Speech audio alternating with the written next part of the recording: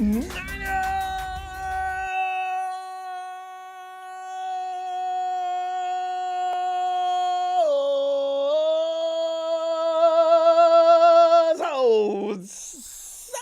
good to be back. To talk 49ers football, fam. I missed you so much. No more of these long interruptions, though. Season's gotten underway. I'm a free man. I got all my obligations. I was singing, ooh la la, ooh la la, la la la la. There is something very serious, though. Bobo, I see you and feel you on this matter. This is something. Bobo reads, I'd like to ask you to pray and give a 49er shout out to my Hawaiian brothers and sisters affected by fires on Maui tonight. Fam, you know about that. The whole world knows about that. It started out a small brush fire or something that was really minor and has become one of the biggest disasters in Hawaiian history. Fam, tonight, asking you, me, and everybody else, set everything you can up to make it better in Hawaii. It's really, all we can do is hope that soon it's completely under control. And Bobo goes on to say a lot of us are 49er fans because Jesse Sapolo, he was born and raised Hawaiian protected.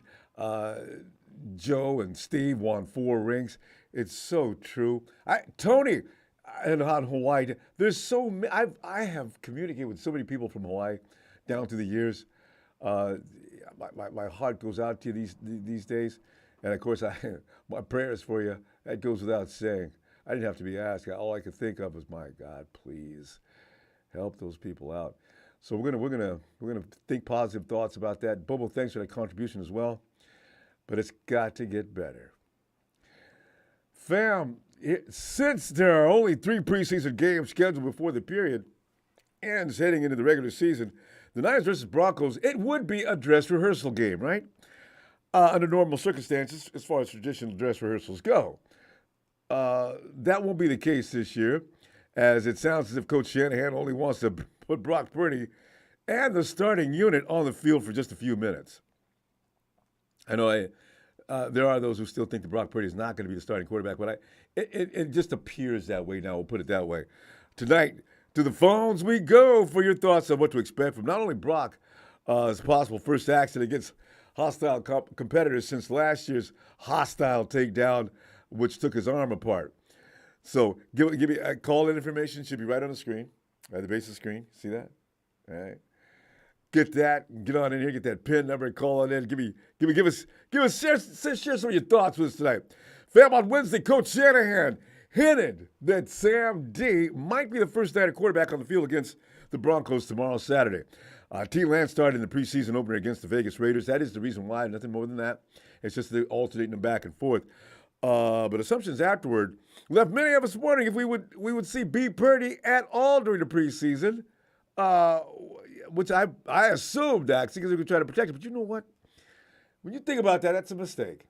Yeah, he's got to get out there now and see what it feels like. Let's see how he reacts to pressure. Let's see how he reacts to there could be a fear factor. You just don't know. So, but now it seems Mrs. Purdy's baby boy may be playing a bit tomorrow. Let's see what happens during an interview on KNBR.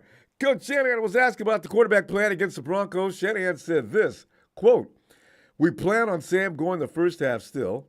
We just finished practice here, so I'm going to talk to the trainers with the rest of our team and everything. It might get Brock in there for a little bit.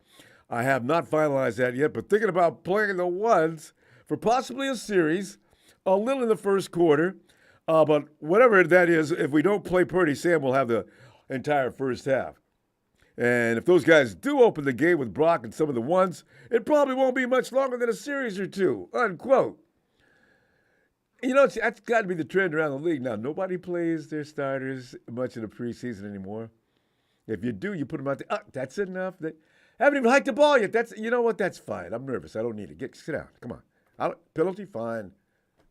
You know, because starters you've seen what's happened the last few days. If you've been watching, there's been players dropping like flies in preseason games. Good players. B. Purdy participated in all 3 practices this week. The first time he's been taken in 3 consecutive practices this offseason, as you know, the Niners cleared Brock at the start of training camp, but eased him into a full workout load, hoping to pace him so that arm can heal, he can get stronger, and do what you got to do to get yourself game ready for week 1. The good guys in red and gold have 2 preseason games remaining, including tomorrow. Next week, they will welcome in the Chargers for some fun as usual. So I guess it's not a dress rehearsal, but just game checking for Brock and the ones to see, get a heat check on them. After that, the Niners will begin prep for the regular season opener on September the 10th against Steeltown. Meanwhile, now since the preseason opener didn't go well with that 34-7 absolute beatdown from the Raiders in Vegas. No, Jimmy didn't have nothing to do with it. Jimmy came in for a couple of minutes. No, Jimmy's only working out practice. Jimmy didn't show up at all, okay?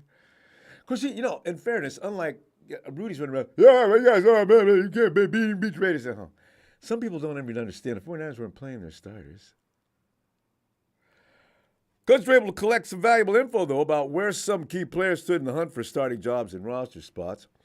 Based on the preseason opener and the trio practices since, let us now look at some names to keep a close eye on when the Broncos roll up at Levi's Stadium tomorrow, Saturday, right around dinner time. Order that pizza around 4 so it's getting there in plenty of time, still hot. Ooh. Trey Lance. Now, Trey, who isn't slated to play until the third quarter, according to Coach Shanahan, there's one major change that is being echoed, is that Trey needs to throw the ball when a window comes open. It was clear a number of times versus the Raiders that Trey was ready to pull the trigger on a throw, but held on to it and either checked down or took a sack. This is, you can tell that's just from not being out there enough and not knowing who you are yet. Trey's still trying to find himself, right? He needs to trust his eyes and show off that big arm. And if he could do that and also hit the easy throws like he did in Vegas, it would make it much easier to see him winning the backup job this season in San Francisco. As it is right now, I don't know. Kyle may not have made his choice yet. And next, look at Javon Kinlaw. Javon Kinlaw he ain't everybody's. I root for him because of the fact is he came from absolute poverty. If he could come in the NFL and make a name for himself, good on him. But Javon, the preseason wasn't awful. In fact, some believe it was a nice warm-up for the big fella. He wasn't super productive and overshot a couple of run plays pretty badly, but he won a few reps with ease. Now all he has to do is start coupling those wins with some playmaking, particularly as a pass rusher. Come on, Javon. Get to the backfield is nice, but now Javon come up with some run stops and generate some pressure on that QB, Javon. Come on, man, because these dudes ain't out there big enough to stop you. No. Steamroll them. And if you do, we'll add 5 extra chicken legs to your lunchbox. And I know how you love to eat, bro. Actually, I'm kidding. Javon's been trimming down. I think he's on a diet. Dude looks lean and mean now. So keep close eye on 99. Since his battle against an opposing, especially battles against the opposing offensive lineman will tell a real story about his progress as a player this offseason. Because last year, remember, he was actually handled. You can't have that with a guy like that. No way you're supposed to handle him. I don't care who it is. He's supposed to win every time. It's supposed to be get some help over here by every offensive lineman that deals with Javon Kinlaw. Offensive lineman, Elm Manning. Chances are we'll see Manning lined up at natural left tackle position. He stood out in the preseason opener and drew praise from offensive line coach, run game coordinator Chris Forrester likes him. Said, I think I got something I can work with here. Manning has a long climb to gain a roster spot. His long-term NFL future is likely to be on the interior, though. But if he shines again in another preseason game, the Niners might have to consider that he's one of their best 7 or 8 offensive linemen. Oh, we had actually Manning. There wasn't a lot good said about him earlier on, but now he's coming out there and asserting himself. He's getting it done. He's looking like he may be somebody you want to take seriously. Wide receiver Ronnie Bell. Bell made one mistake. That shot that went through his hands and fell off into that receiver, into the defensive back. It's the only thing he did wrong on the day. That boy was stellar. He looked like the guys out there he's playing with weren't in his league. Oh, man, can Ronnie B back up his preseason debut with another one of their performances? The 7th-round pick, a man from Michigan, made a lot of GMs look damn foolish is what he did. Against the Raiders with 3 catches for a team-high 58 yards. He also handled kick return duties and start the game. Oh, Ray, you know what? Oh, Ray, man, you went down at the wrong time. This dude may take your job. If Ronnie P puts together another productive game on offense and special teams, it might secure him a roster spot. If I had to bet right now, Vegas was running the line, I'd put some bucks on that right now. And I quit betting. I would take that, though. I'd have to. Bell is one of those dudes you cannot afford for Pete Carroll to get his hands on. And he'll do it. You know Carroll's watching every second of what we do. Carroll has stopped trusting his scouts, and he just pays attention to what we're doing. All right? Because they know our scouts are on par with some of the best in the league. They bring talents back 4th, 5th, and 6th round that other teams can't find in the first 3 rounds. Yeah! Fam, Isaiah Oliver.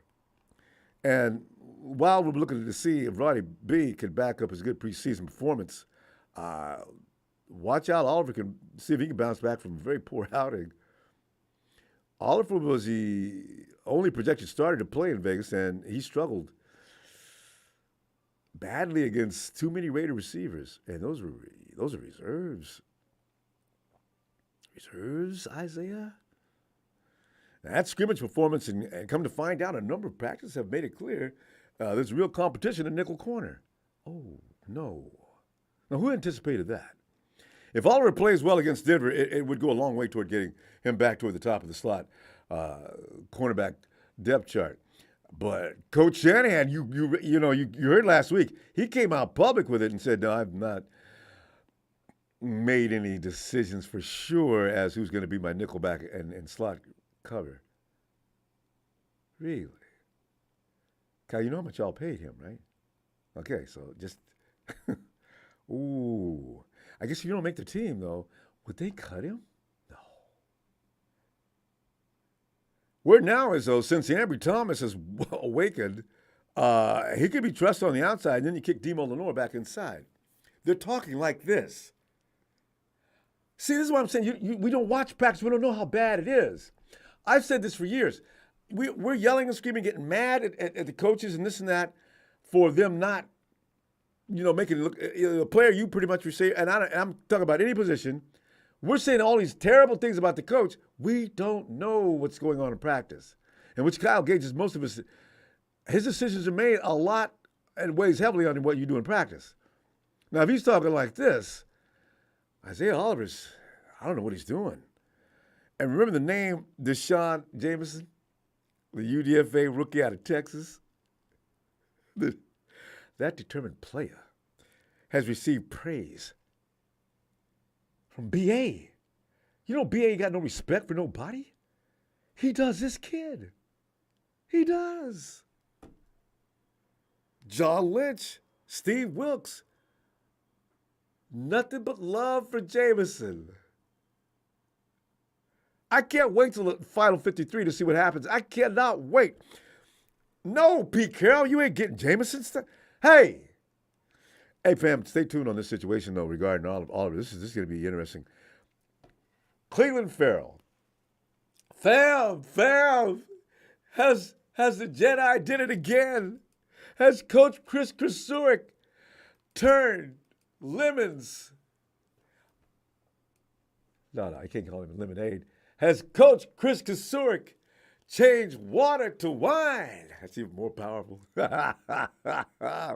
Woo! The Kraken has been released in both the 49ers training camp and preseason. Mrs. Ferrell's baby boy. He appears to be playing the best football of his NFL time. Dude posted a sack against the Raiders where he zoomed by and just had no issue with that left tackle over in Vegasville. If Cleveland comes out tearing things up against the Broncos tomorrow, there's a chance he will not only win the starting job opposite Nick, but it might also signal that a career has been salvaged again. Coach Kasurik, give him a round of applause. Take a bow. Take a bow, Coach. What did you do? Oh, this man, Cleveland's gonna be running around yelling things like, "How you like me now, boy?" I can't wait for this, man. I was wondering. You know, it's so funny because the guy on Twitter, I had an argument with years ago during that draft when Cleveland Ferrell and Nick Bosa was coming out, and he swore up and down Cleveland Ferrell was going to be drafted ahead of Nick Bosa. I said, come on, man, you need to calm down. Nick Bosa, Cleveland Ferrell ain't going to beat out Nick Bosa, and he's not going to beat him out. And I guarantee you,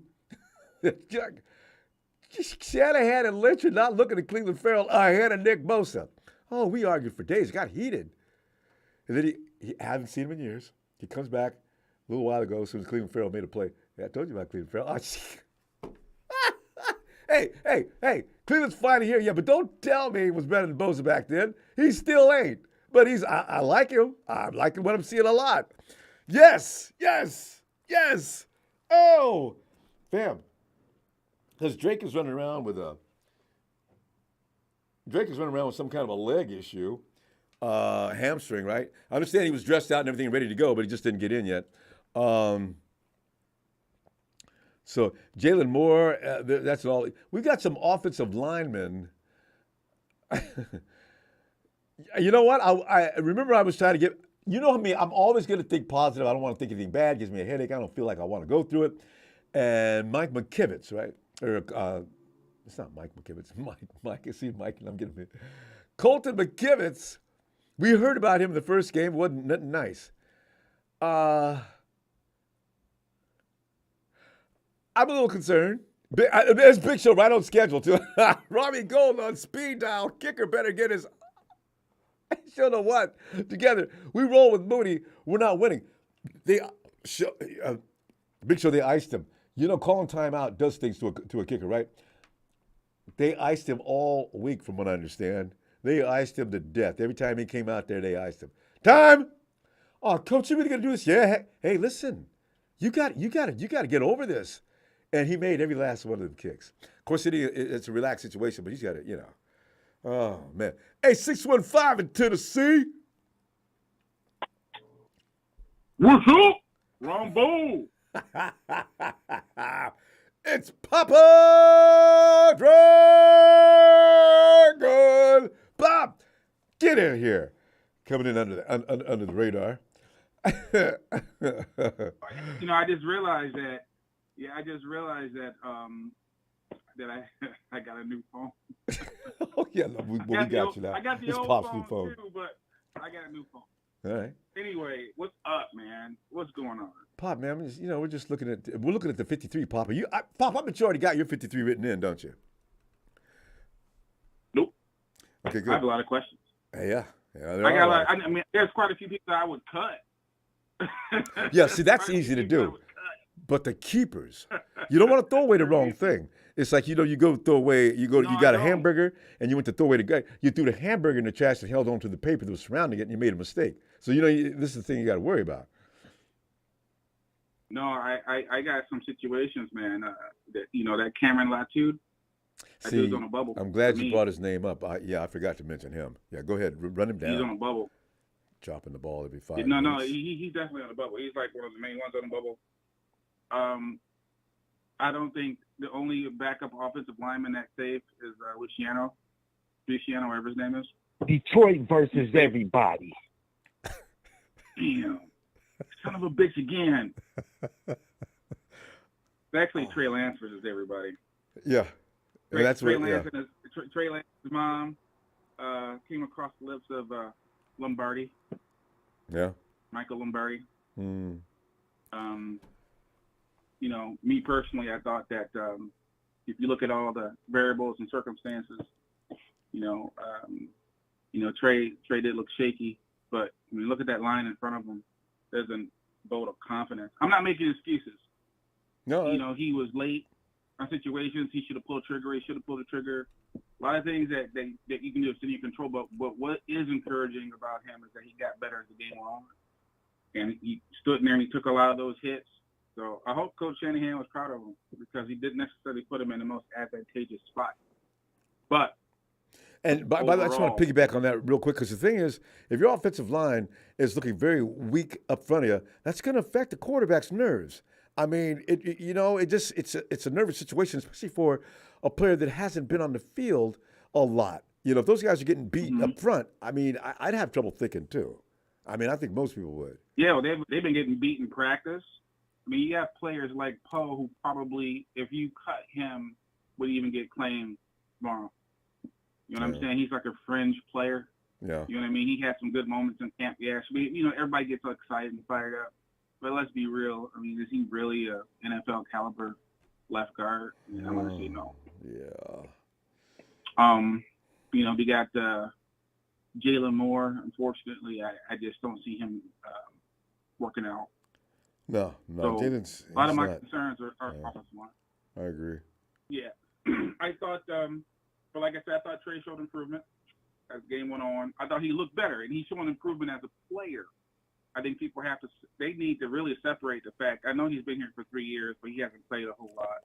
He's not going to get a whole lot of experience unless somebody goes down, which I'm hoping does not happen. People were trying to create this battle between Trey and between Brock need to stop. San Francisco 49ers football. If you're a real fan, if you're a real football person, you know damn well what the truth is. And this is the truth. When Trey got drafted, they needed to get rid of Jimmy and just roll the kid and protect him. Run the ball more than he throw it. And they didn't do that. This year, the big change in our culture as a team that Jimmy G is gone and Jimmy Ward is gone. Those are two big personalities in that locker room that have been there for a long time. So there's going to be definitely a difference in this team moving forward. This is, in a lot of ways, it is a completely new team. I personally hope that Brock has a good year. I hope that he can stay healthy. I hope that he can get through the year without having an off-season surgery. And I hope that he can have a full off-season to improve his game, get stronger, that kind of thing, as opposed to rehabbing. And I have no doubt if he can do that, he's got the head for it. If he can improve physically, he can trend in a direction of being a franchise quarterback. I don't think he's there right now. And I don't think that we have enough depth to weather a rash of injuries. Because, if we lose anybody on offensive line, especially on the outside, there could be some problems. Floodgates. So hopefully, yeah, exactly. Hopefully. So as far as that 53, I'm not really overly concerned about that because the depth isn't what it used to be, which means that a lot of these players and the fact that we have bigger practice squads, we can retain some of this talent that we do have. But again, our talent right now in the trenches is very shallow. Now, when you say trenches, you don't mean defensive line. You just mean offensive line, right?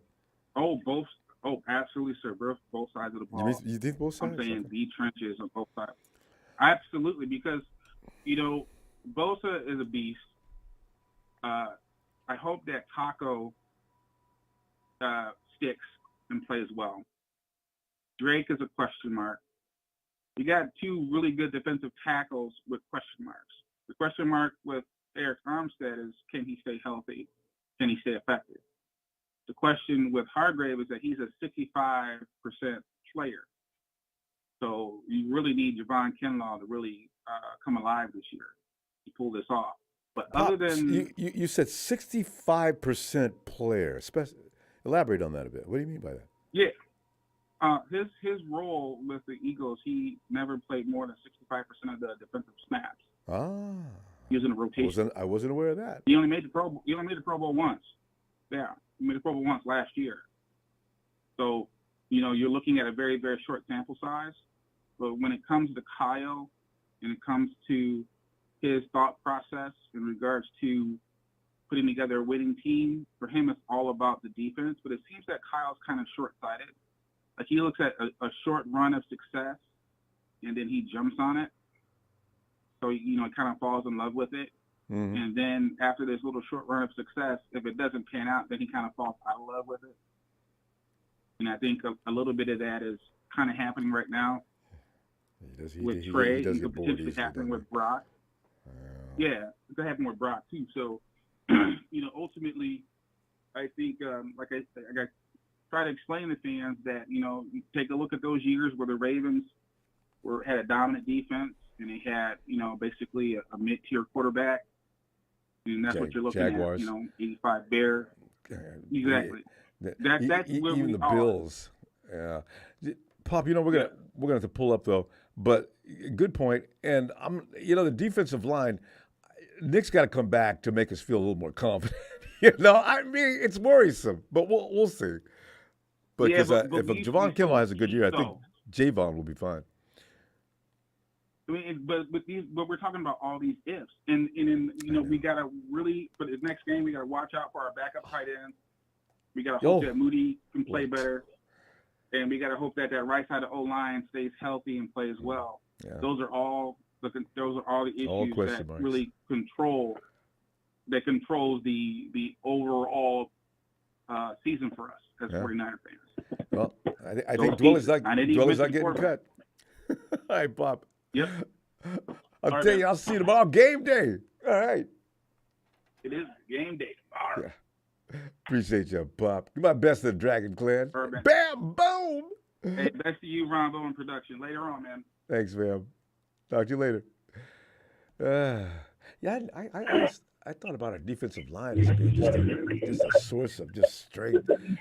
Evan. How's it going, Ronbo? Evan, it's going all right. Pop brought some things to light that concern me. I've already, it's so funny, Evan, because you're thinking about Jake Moody. You're thinking about the edge. You're thinking about the offensive line, and all those things that I was thinking about maybe a month ago. I'm not. I'm a little worried. A little. I refuse to get too worried. But Evan, your thought about players like that, and I forgot about Latu. Latu is a problem.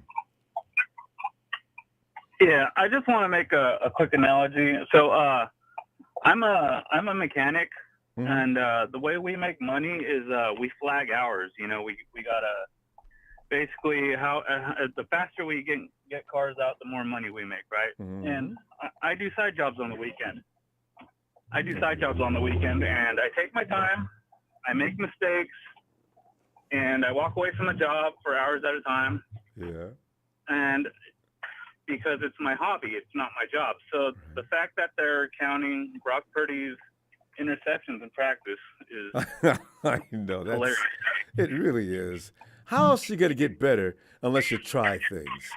Right. God. I mean, that's what practice is for, and I feel like the media is they're so starved for a story that they just grab onto whatever, They know that'll bring the desired effect. It's just crazy, and he didn't throw any yesterday. I don't know about today. And they were off today. I follow other teams, and no other teams, beat writers or reporters or whatnot are saying this about any of their quarterbacks. It's just I don't know if it's like a toxic 49ers thing we got going on, or it's just crazy to me. But yeah. Anyways, so we're talking about depth charts, or what's the subject tonight? We're talking about some of the guys that you've got your concerns about. I mean, it goes without saying, we're a little concerned about Jake Moody. Robbie Gould is gone. Robbie Gould was like, as soon as Robbie walked on the field, you pretty much knew that was going to be 3 or 1, whichever one you needed. You look at Isaiah Oliver, the guy we got from the Falcons. Yeah. He's coming up a little shaky now. All of a sudden, they're looking around the rest of the roster to see if that can be improved upon. So there's just a couple of surprises here and there, and there's some question marks. Did you see anything that you're going to be looking for tomorrow? Yeah, Oliver hasn't ever really impressed me. And I don't know if you remember, I called you a few weeks ago. And I was asking about that nickel position, and everyone was saying he's a lock. But I mean, I just don't. Be convinced. I just don't see it. I kind of feel like he's gonna lose that position. Especially since the coaches, were so easily, usually Kyle, he's very secretive about who's going to start and who's not going to play, and he straight up was like, it's a competition for that position. Didn't he? I mean, he didn't hesitate. I mean, he came right out and let everybody know, look, that job is not decided. Whoa. What are you talking about? Kyle, you just paid him. How much did he get paid? He got a pretty healthy contract, too. $4 million guaranteed, I believe it was. And what's the total? I can't remember. I know for the year, I think it's like $4 million. So, yeah. And I don't know. The whole game last week was weird to me. I mean, I feel like the Raider coach was coaching like it was the Super Bowl. I'm sure he picked, I'm sure he picked Jimmy's ear and, asked for all the, the tells and all this. Yeah. Sure. So they had seriously game planned for that. And I think Kyle was just going into it to assess talent, which is what the preseason is all about. Absolutely. So, we're trying to find out who can make this game and who can't. Not trying to win the Super Bowl in preseason game 1. Yeah, and I don't know if you saw they did the Raiders fans did a vigil at one of Deebo Samuel's a poster or something he has at some shoe store or something. I didn't. Did you read about that? No. Yeah, I'll have to look for it and maybe send it to your Instagram, but it was pretty ridiculous. They win one preseason game and they're acting like they actually won something. This is out. I did see it. Somebody posted that on Twitter. I did see it. I didn't think much of it because I didn't really understand what it was. And now that explains it. It's I don't know. I thought it was comical. It is. And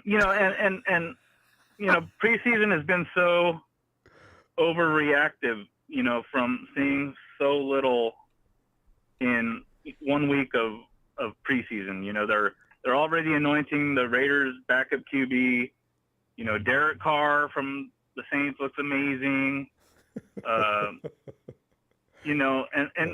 the whole one more point about the whole preseason practice pick thing is that 2 weeks ago Jimmy threw 4 picks in one practice.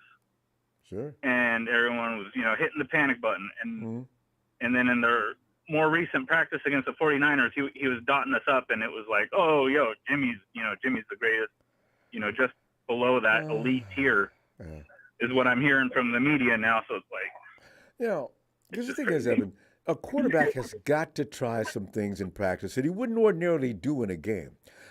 If a lot of people are not ball players, they never play, they don't understand what goes on in workouts. Coaches want you to test your limits. They don't want you to stand there and stay safe and calm and only do the things that you know you can do. So, I was laughing and said, okay, you guys are going to make a big deal out of that. That's going to happen in most camps. Just it is. The media, like you said earlier, is not going to put, he threw another INT. Another INT. That's not going to happen because it's working out. It's a workout designed to see where your limits are and where you excel. So, it's not going to stop.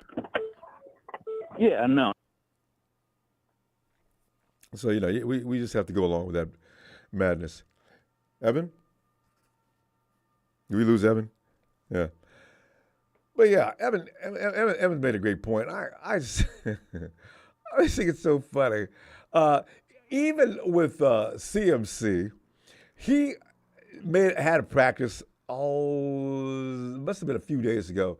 Anyway, he was having a hard time in practice. It happens. So, Kyle said he was on his way home and he's reading these text messages from CMC saying, worst practice I've ever had in my life. I assure you that will never happen again. And Kyle said, dude, lighten up. It was a couple of drops. It's no big deal. Also, can you imagine CMC actually getting better? Now, this is the thought that Shanahan says he'll be better. But Shanahan followed it up by saying, I don't know how. That's what I'm saying. How do you CMC? Where's he going to get better at? Because everything he does now is amazing. So he's going to get better. I can't wait to see what that looks like. So Yeah, perfection. Some guys do stretch for perfection. I think also BA might be that way as well. Debo to a degree, but Debo doesn't mentally. You can't see that coming out of him as much as you do people like BA, George Kittle. Yeah. So but, hey, Michael. Hey, Ronbo, how's it night going, buddy? Michael's going all right, man. I can't wait. It's almost time for another game. Michael, my mind's Can't already wait for been tomorrow. before you Can't know wait it, for it's tomorrow. time. Oh. Oh, yeah, right. Tomorrow's the game against the Broncos, and next week, I should say, remember, we're playing against Bosa's brother next week, the Chargers. Ooh, he won't be there though. No, he won't be there, but I like to ask the other Bosa, any updates on your brother yet for us? Let us know. No way he'll talk. Yeah. No, he won't talk here. Yeah. But no. I mean, I know last week's game against the Raiders was just, hey, it's practice. It was just a regular game from preseason. We all got to lose, but hey, I'm used to it. How many years I've been watching preseason football? Almost 45 years, 46. And that, and that's why it's going to happen. It's yeah. There's teams that do so bad at preseason and wins the Super Bowl. Exactly. How many times have you seen? I like the percentage. Yeah, I like to know the percentage of teams that do lousy. How many win the Super Bowl? Exactly. I mean, didn't the Cleveland Browns? I like to find out. Do you remember the Cleveland Browns that year? They went 0-16. Didn't they? Didn't they clean house in the preseason, or did they get killed in the preseason as well? It's not something people take it too seriously sometimes, way too seriously. Yeah. And counting INTs like Evan was just, come on, guys. Yeah, and I understand we're the only club that does that. Yeah, but I'd say, you know what? Can't wait to see if Purdy plays tomorrow. It'd be nice to see him. He did good in practice. I heard because I heard from one of the guys on YouTube that he did good in practice. Yeah, he didn't throw an INT, in which everybody's gauging how well he's doing. No, he threw a touchdown to Dwelly. He threw a touchdown for Dwelly in practice. Yeah, I mean he's been out for how long? But no, he was rehabbing. Yeah, let him alone. He's rehabbing. Yeah, let him. Yeah. He's got to come in and get used to the thing, get rid of speed. And by the way, Michael, our defense is good. People forget that sometimes. Our defense looks like a beast. Number one defense. I smell number one right there, baby. I smell number one. Our defense looks great. And I can't wait when we play the Steelers when our defense steps up. Yeah. Those blitzes come in. And I got all my first stringers out there with the mindset they need. Exactly. Yep. Oh, yeah. Any players you're concerned with tomorrow that you're gonna be watching? The tight end that we drafted from Alabama, man. I think he's gonna go bye-bye. I mean, Latu was on everybody's list. He's on the. I mean, if he goes to the practice squad, okay, let him work his problems out in the practice squad or something. Maybe just not get rid of him. Maybe put him on the practice squad. Nah, I don't want to get rid of him, but come on, Cameron. No, you put him on the practice squad. Let him work his skills back. And there's sometimes start and Michael, you know what, you're right. Picking it up. But he's a third-round pick. But the thing is, he's not going to get picked up by anybody else. Everybody's watching. Cameron, Latu? I'll pass. No, they're going to pass on him. And Moody, okay, he missed 2 field goals, but I have faith in the kid. He's a young kid. He's a kicker. I believe in him. That's what I'm saying. I believe in Moody. Yeah. I believe in him. He's got the leg. You look at our kicker, all right? When he came to the 49ers, how many field goals did he miss when he started with us? Which one? Or any other kickers that got drafted by us? Hey, it's a good question. Slow, man. I'm trying to remember. For the last long time, we've only had veteran kickers come in to sign up with the 49ers, though. We had Dawson that came in, the University of Texas kicker, Dawson. Remember? We drafted one, too. Trivia question. When's the last time the 49ers drafted a kicker that started immediately? That is a good question. That's a good question. Anybody in the chat knows? Look it up. That's your homework tonight. I can't even remember. Yeah. And then when I heard about where Mike Lombardi said about Trey's mother, I snapped. I said, nobody talks about nobody's mom like that. He stepped over the line. That's something that you don't say about any football player. You respect their parents, their family. I can't believe. I would never say that to somebody. I mean, the guy, he immediately he changed his name from Mike to the Tool because that was just uncalled for, unwarranted, unprofessional. That's over the line, and I think they need to look into this. Funny. I think they need to look into this. It's not, You're supposed to respect Trey's mother. She Well, she's leave brought in her this out of it beautiful quarterback completely. for us. And, Ah. yeah, leave her out. She's not playing for the 49ers. She's not playing. She's there to support her son and the organization that he's on. That's how she is.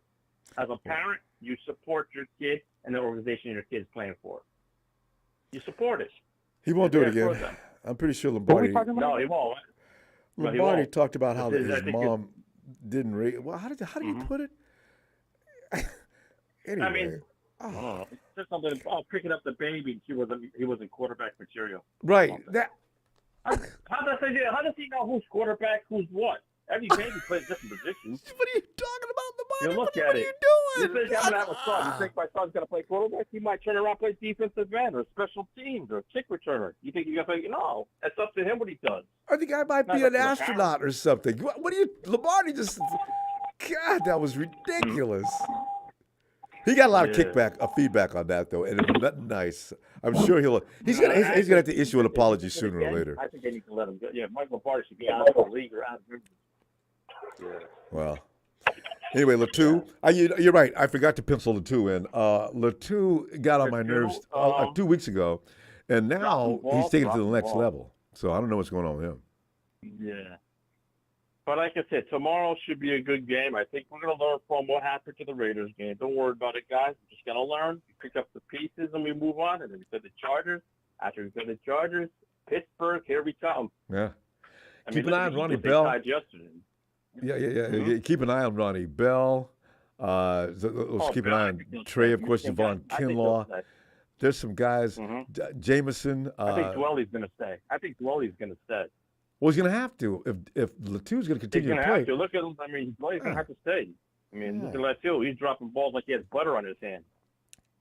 And they're hitting him right. I mean, they're hitting him perfectly too. Right in the breadbasket. We'll Come see. on. We're going to find out. Yeah. All right. Like I said, I'd like to pray for everybody for Hawaii and, Yes. be there for them.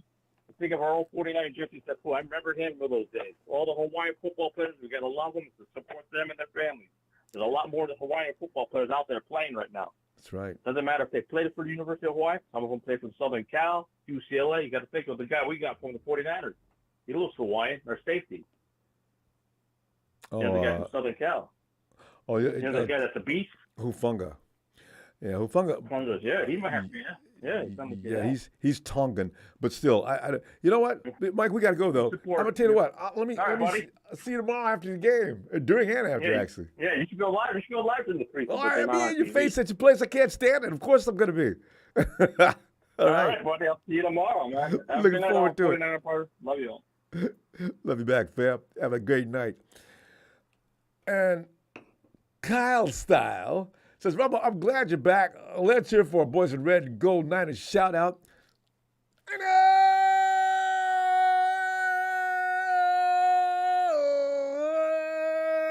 You feel that football vibe.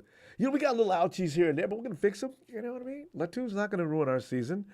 And Jay Moody's going to get that ball between the uprights. He'll be okay, And green glass full, what will Cone do after Lance is off the team? That's not funny, man. Lance is not off the team yet, though. Thanks for the contribution. Media people, they're their own story, Some of the reporters, INT, something like that. Oh, another INT. This is going to be just fodder. Raw meat. Hey, Mark. What's up, Ronbo? Mark, man, we're just sitting back here trying to figure out. And actually, I asked Papa Dragon about, do you have his 53 already ready? There's so many question marks now. We got another 2 weeks before that 53 is having to be decided upon. And Latu is not making a good name for himself. Isaiah Oliver is starting to cause some concern. Jay Moody's going to be okay, I do think. But then you look at guys like Ronnie Bell and Dave Jameson, the UDFA out of Texas playing corner.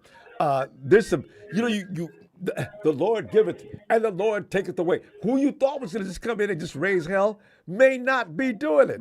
But then who you didn't know was going to did. No, it works both ways. But hey, Mark, Mhm. what do you think, man? You got some people that you'd like to watch tomorrow to see how they do? Well, I don't think they're going to cut Jameson. If anything, they're going to put him on special teams. Yeah, Some kick you have to. because he can move. Yeah, he's he's good. I was watching the game the other day. He can. Yeah, every time he's back there, he's doing something. Making plays. Boy's a beast. He's last year's Womack. Yeah. And Ronbo, I know what I need you to do is get up from here after the show. Yeah. Go in the room because I know he's there. Yeah. I want you to slap him up upside the head and say, "See, Ambry Thomas, you can play better than that." I remember I said it last year, Mark. I said, man, come on, man. Ambry Thomas, something's wrong with him. I know he can play better than that. You know he can play better He than was that. looking good out there. Ah, Yeah. He we've was looking seen good him out there, play better than that. making tackles, doing everything. Well, you saw what Got him a you saw what he full talked to down stop. himself. He knew just what to do after the season ended. I thought he mailed it in and quit mentally. No, Yeah. he just knew what to go do. Good, he fixed Yeah, it. he's good. And Ronbo, I don't know what they're gonna do as far as I hope Kyle doesn't think or even consider keeping that offensive line around that was out there against the Raiders. Because Trey couldn't even get right. Trey couldn't set it. He was on running him. around all day, Ronbo. I know it was on him like white on rice as soon as that ball was snapped. But one thing Trey does do, make up his mind, let it go. Don't worry about the INT. Don't worry about the reporters. Don't worry about the fans getting mad because you threw an INT. Let that thing fly. You've got a gun, shoot it. Yep. Because the offensive line, the only way to save yourself from an offensive line like that is get rid of the ball. Just get rid of the ball.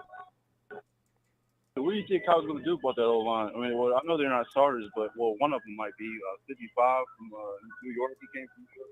Yeah, But what other is than his that, name? Valencia or something like that. Yeah, and also that there's another guy too. We got two veterans that they're hoping will work out a little better. Yeah. Because offensive line, like what you're seeing now, Mark, you're seeing a team of guys that hasn't worked together. They know nothing about each other. They are going to look a little bit in an array. But when you get some guys that work together, like Trent, Aaron, these guys know what they're doing. Brindle, even to a large degree, Burford. Yeah, I don't know about the right. Yeah. I'm not mentioning the right tackle. I don't know what's going to happen with McKivitz. McKivitz should be a little better than he is. Yeah. Coach Forrester, please get Yeah. it together. Those guys know what they're doing Yeah, when they're playing together. For sure. Are they going to keep? I don't, Ronbo. I'm looking at this right side. Ronbo, Jalen Brown is getting beat like a drum. I I know. they just pushing him out the way like he's standing still. It was just awful. Yeah, Jalen's walking on thin ice. I don't think he makes this team. If they keep him, they'll only keep him on the practice squad. But he's not going to be put out there to get anybody killed. Yeah, I agree. Well, other than that, I mean, what's his name again, Ronbo? Oliver. What's his name? Isaiah Oliver, the cornerback, the defensive back. Yeah, he's wearing me too. He's wearing me a little bit. Yeah, he's wearing Kyle too. To the point, Kyle just went out and announced, we've not made a decision on who's going to cover the slot. And yeah. Oh, yeah, because it was for a minute it was guaranteed, but now I don't know. Yeah. Well, we'll see. Maybe he'll make some adjustments this week. I don't know how he's going to do it in 1 week, but yeah. Well, Sam Darnold looks pretty good. I mean, I told people he was in Kyle's system, he wouldn't look bad. He's not a bad quarterback. And also, Sam Darnold's been through hell and back. Of course, he would know what to expect and how to adjust. He's adjusted to some things. He's not like he was with the Jets. He's already went through those lumps and bruises. Yeah, that pass to Ronnie Bell it doesn't get any better than that. Yep. Well, Sam, I'm gonna get up out of here. Yeah, but one thing though, was Sam playing with the second unit? Yeah, he was playing with the second offensive line. Yeah, second unit. Yep. Could they have been better than the ones? I will see. I don't know. That is a good question. I don't know. Yeah, I don't know. Well, Ronbo, I'm gonna get up out of here. But listen, during the season, I'm gonna make 1 point, and I'm getting out. I don't like to wait for all the time. All right. All right, Ronbo. Just You know what I want to hear from you, though? I want to hear you give us a Trent Bogey, because I know he's looking at this quarterback situation laughing at us. I know, I want right? you to give us a Trent Bogey reaction. I'd love to. All right, Ronbo. All right. Go ahead, Phil. What would Trent Baalke say? People don't understand the brevity of the situation going on in San Francisco. It's been going on for a long time. I got mocked all my efforts to try to find a premium star franchise quarterback as it's described. And all I got was boos. When really I wasn't the quarterback, I just put guys in position to get that job done. And I'll be damned if you fans in San Francisco don't know what the hell I was going through now. So you owe me an apology, and you can kiss my... All right, Trent. Thank you, Trent. We understand, okay? Hey, B-Ham. Rumbo. Been a long time, Yeah, brother. it has. Good football season back, and B-Ham's back. B-Ham, man. Yeah, You know, we got some question marks. Everybody's got the people that are gonna be watching tomorrow. I named a few names. I forgot about Cameron Latou. Cameron Latou is starting to concern me. You know how people do. Man, he's a rookie, man. Chill out. Back up. Okay, but you know, the other rookies out there ain't having on. Look at Braden Willis. He's a rookie. He's not dropping the ball every couple of minutes, you know. He had the same problem at Alabama. Oh, that's right. You're a Bama fan. Right. Yeah. You know He had him. the same problem. Hey, we used to be like, don't throw the ball a lot too here in Alabama. Why'd they draft him? He was the only one left, though. Oh, no. Can he block? Yeah, he was a pretty good blocker. He one of those players that'll surprise you. You know what I'm saying? He's not a George Kittle. Well, yeah, clearly. But Kittle is he looks at Kittle as his hero, as he stated earlier. Yeah. He might get there one day, you know. Right now, he's still in development. Man, what can they do? Is it jugs machine? What can he do to improve about the hands? He runs wide open sometimes too, and that I like. Catch the ball, Cameron. About him. If you look at his college tape, he know how to get open. He can get open. It just, if somebody is defending him pretty tight, he might just drop the ball. Ross Dwelly, relax. You're not going to get cut. Braden Willis is looking good though. I like him. But Ronbo, you know, I can't hold my tongue, Ronbo. Don't hold it. Don't hold it. Ronbo, we gave up 3 first-round picks. Well, technically 2. And I don't give a damn what he has to say, Ronbo. It was the second screen O-line. Well, hell, it was their second screen D-line. You know? Yeah. This kid to be drafted number 3 don't know where the fuck to go with the ball. You've been in this system. Remember last year, Ronbo, when we played Houston, I told you when we played Lovey, I said, hey, we got problems. Remember I told you that? Yeah, a lot of people said did. that. If we put the starters out there, I say, and Lovey just was running he wasn't even running a complex defense, and he didn't look too good. And then came week 1, we blamed it at, you know, where he didn't throw the ball much because it was raining so bad, you know. And then week 2, it was sun shining, and he went out there and got his leg broke. He's not that guy, Ronbo. Our problem is, just like with Jalen Hurd, we hold on to people too long. How are you going to blame a 200-pound man breaking someone's ankle on the person getting the ankle broke? Come on now, bro.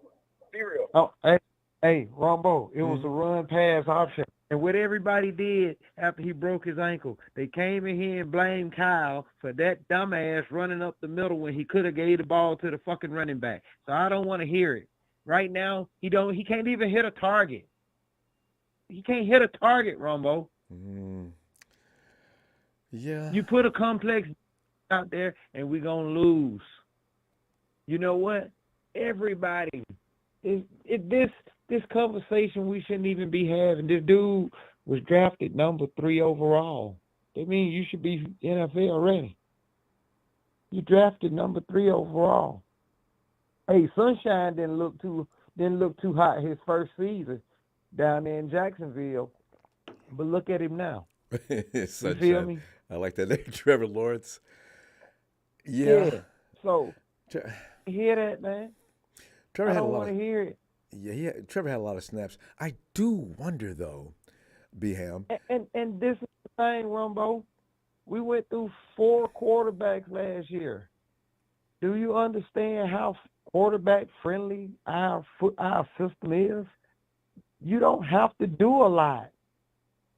You don't have to do a lot in our system. Just get the ball to the damn players. There's a lot of timing involved. They short routes. Yeah. They're short routes. Put the ball We don't have a whole bunch on the marks. We don't have a whole bunch of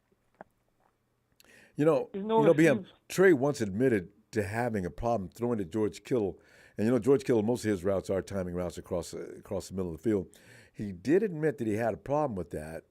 I don't know if him and Kyle had a discussion about that. That should be something they work on just nonstop all the time in practice. Because timing routes for a quarterback is, you sit there and you count. You got to get to know your receiver. You count where he is. It's got to process really quickly. You count where he is. 3001, 3002. Let it go, and you should get that rhythm at some point with your receivers. That does take time. It is not easy, but it can be done by an NFL quarterback. So I don't know what they're working on in practice. All I'm saying is we paying out a whole bunch of money to a lot of other players. You feel me? Mm-hmm. And these football seasons are going by. And in a little while, we're going to have to re-sign a whole bunch of players. Yeah. Well, you're starting now. So you feel what I'm saying? Mm-hmm. Our time is closing. Players are getting how older. Long are we going? Mm-hmm. How long are we able to keep replenishing or finding hidden gems? You know what I'm saying? Hey, I want to go ahead and win. Yeah, should have won. We should have won. This should be our second one coming up. We should be our second one. At least. We should at least could have been third. We should at least been twice. Yeah. We should at least been there twice. So hey, a lot of people are worried about a lot of other things. I think the defense is going to be all right. I think the defense is the least of our worries. Mm. I think once we get Nick Bosa signed, him, Hargrave, Armstead, Kinlaw, if he's in there, or whoever else they put out there, I think that they will wreak havoc and make a quarterback throw the ball fast enough to where only thing the cornerbacks have to do is just be watching the quarterback, right. Be ready for the ball. Play off your man a little bit, just a little bit. You get ready because he's getting ready to pick him. Yeah, so. Yeah. I believe our line is going to be coming. I'm not worried about the defense. And you're right. Not worried about our offense. Yeah. Well, B-Ham, always a pleasure, and let's talk tomorrow. And some of these things we're talking about now, we can bring back up again to see exactly where we had it exactly one way or the other. All right. I don't know who's starting, but if he play tomorrow, I hope we have a better showing than last week. Oh well, tomorrow. And we got to be careful. Purdy might be out there for a little while. Sam Darnold's starting, and Trey will be in the second half. Yeah, we got some Ram haters, man. I swear, man, they all over my shoulder. They even watching you on YouTube right now. You got to feel sorry for them. B-Ham, know this. They know they got nothing going on right now and will not have anything going on for God knows how long. So this is the only way they can get the frustrations out, messing with us. They hope we fail. They are on their knees praying daily, hoping we fail. Misery loves company, and they are miserable. Oh, yeah. Miserable. All right, fam. Don't pay them no mind. All right, B-Ham. Have a great night. Drive safely out there, fam. I know you do. All right, later. IBM. Yep.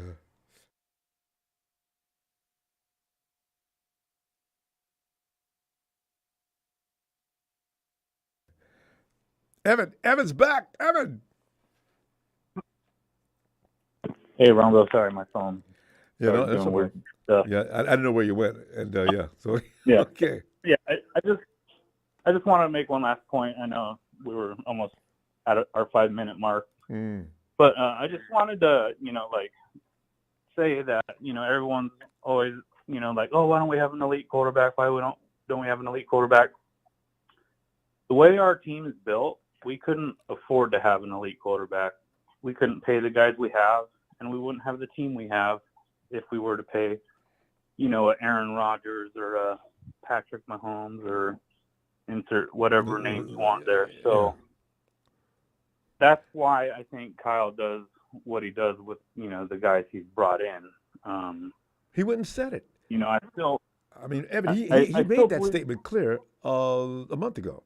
He said they're going to surround the quarterback with elite talent, and all he's got to do is follow Kyle's directions.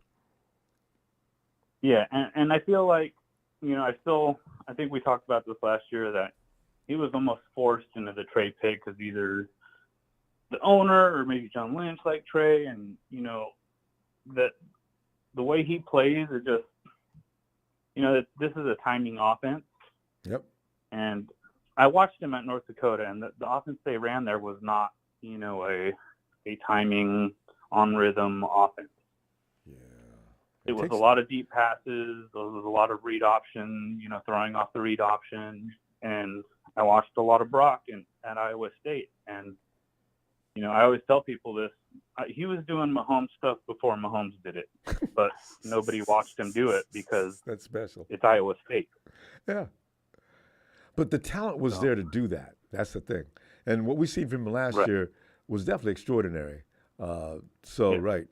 And I'm not saying he's him by any means. I'm just saying he has that, what's the word I'm looking for? He has that, make it up as you go type of ability. He thinks fast on his feet. If a play breaks down, yeah. So, because he's made a couple of moves that were lightning quick that you said, whoa, where did he get that from? You know what? Every now and then, it's that time when he lulled the defense into thinking he was going to throw the ball, and the whole time he was keeping an eye on that gap. And as soon as the defense was convinced that I'm going to throw the ball, he runs into the end zone. That shot that he also did when he went left, he went right, and he came back down the middle. I said, where did he get that from? That's not anything I've seen any other quarterback do. That's pretty interesting. So yeah. Yeah. And it's funny also because I hear some, sports media heads say like, oh, defenses are going to be ready for him this year. Not like last year. Did you see what the Dolphins did to him in his first start? Tried to I think kill him. They bum rushed him all day long. Cover zero at least every other time. Yeah. That's how you treat a rookie. And then they finally said, okay, this guy's, he's not rattled by this, So in fact, it looked like at some point he started to enjoy it. God. Yeah, but I'll let you go because I know that other guys are waiting, and I've had my fair time. But I just want to mention, hey, are you ever going to get merch? I would love a touchdown spasm T-shirt. I'm just going to throw that. That's an idea. You know what? I've been working with my good buddy Brian Culp. Hey, we'll see. But thanks for asking. All right. All right. Thanks. All right. Have a good night, Ronbo. Shout out to Ellis and Tony, Land Down Under, and you in production. Have a good weekend. Thanks, Evan. You too. I love that analogy, by the way, too.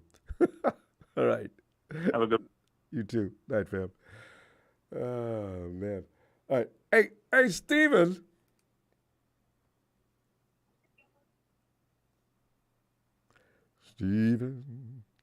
Steven in Rome.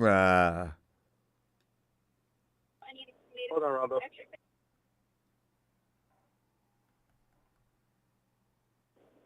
My bad, Ronbo. Well, I figured Rome had you in a chokehold. You had to get out of it. Rome says, "No, you got to get a count first." Tap, tap, tap. Oh man, where have you been, Ronbo? Where have you been? I was waiting Yeah, for no, Monday. I was waiting for yeah, Wednesday. every off season, bro. You know how you have to be an adult sometimes, and I got called on some promises I made during the season. No, I'll get it done as soon as the season's over. I promise. And I got called, and I had to answer, or else it was going to go right into the season. You know, it's pizza, football, and beer from here. That's a good vibe. I gotta Check keep that. this out. Check this out. Everyone's riding Trey right now, and I'll be honest, I'm partly with it. I do believe that, I think he's just underwhelming. I think he's kind of similar to, what's his name, Jalen Hurd. Yeah. It kind of sucks. It kind of sucks because we didn't want that pass. We didn't want that route. He had a lot of promise. And I knew when he played for North Dakota State, outside of him being just a massive body, he doesn't – the caliber of North Dakota football versus NFL football and the type of offense that Kyle has compared to what he played, totally different. Totally different. I mean, night and day, like, he had all the time in the world to do whatever he wanted. Steven, let me just ask you from that point you just made, though. Okay, what do you think Kyle was thinking, or John? Did they think they could convert him over to their style of football?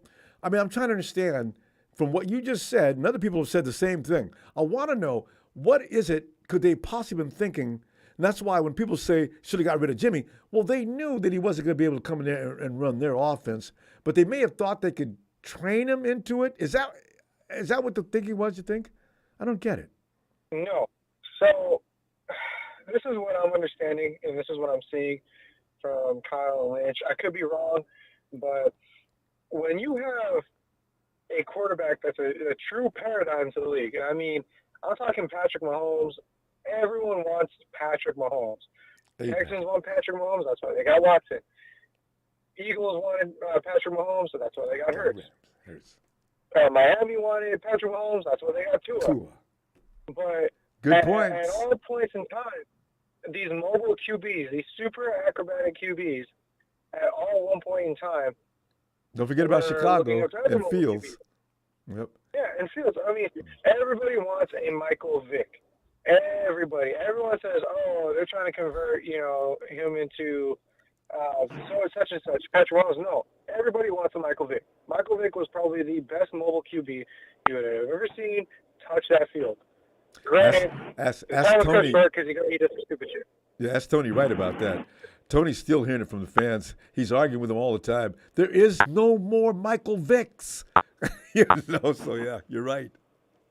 So to me, it sounds like they got Trey thinking they could probably mold him into the next Patrick Mahomes, but it's kind of, you could tell it's forced, You could tell when Brock is being forced to play outside of his style, because it shows. Same thing with Trey. Trey is being forced to play not like himself in an offense that's not meant for him, unfortunately. Great call. Great call. All right, guys, please hold on. Just when you get in, hold, and we'll get you in. All right, I'm sorry, Steven, go ahead. So it's just, I think they thought they could probably do something with him to make him kind of look like the next second coming of, a mobile QB. You're not going to get Patrick Mahomes style with someone as ginormous as Trey. It's just not going to happen. But, that's what I'm thinking they were trying to go for. And it kind of sucks because they ran that poor kid to the ground. He could have been something so much better had he had probably been on a team that would kind of mold it on him rather than him molding on the team, Yeah. And you know something, Steven. And Steven, you know something? You know what we all need to worry about with Trey now is when will his confidence dissolve? Now, I think I saw something in that game last week where the insecurity came out. Is there something the coaches can do to come up with a way that he can play and feel comfortable? It is their job at this point to get him back in a comfort zone. Right now, he looked really uncomfortable. Ronbo, we had second and third strings as offensive linemen. They were trying to put the hit on Trey. They were trying to whack him and play, and everybody ignored it. They were trying to kill that poor kid. I was wishing he'd go down. He was trying to stay up, and the Raiders were just on him like bees. They're just stinging him. Oh, man, Trey, go down. Raiders were trying to play like they were fucking trying to win the Super Bowl, like they were trying to get back at us in the preseason, mind you, because that's all they got. And Trey had nobody. Trey was dealing with a bunch of nobodies. I mean, what do you expect? Yeah. The poor man can't even breathe because he's got, the first team from an opposing defense coming at him, the whole first team, and he's got nothing but backups. Wait. I'm like, what's Kyle trying to do? Even the score of Brock? Oh, yeah. Did the Raiders start their starters? Yeah, they started some of their starters. We had nobody. None of our starters were playing. We only watched the highlights on that game. I mean, I want to be on a trade. After I saw the score. Just as bad as everybody else, but I got to give it to him. Yeah. I got to give it to him.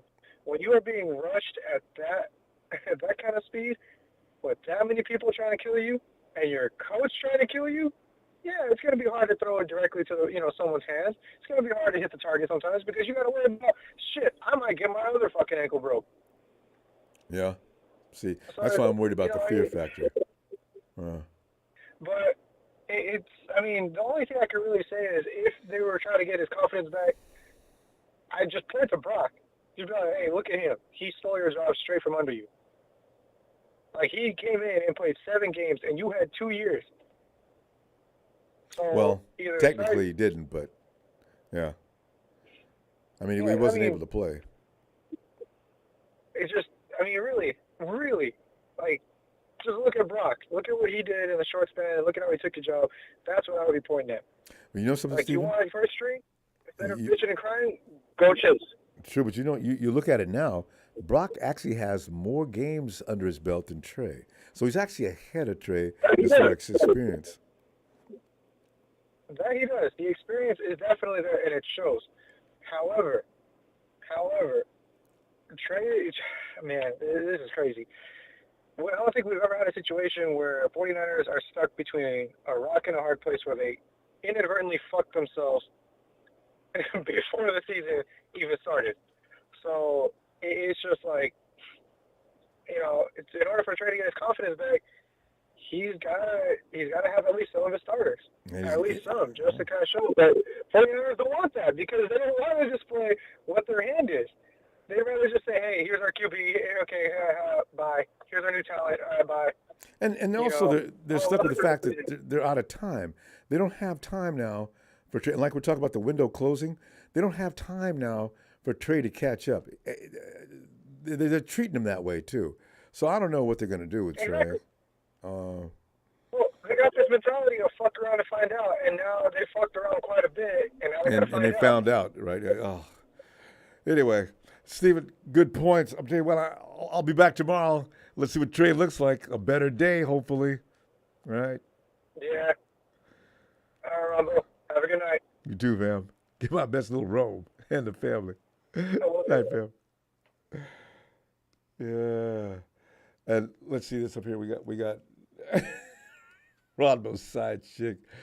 Ronbo was too busy in court with me. He needs to give my child support going to have a 250 talk show with his thing. Just 916 area code.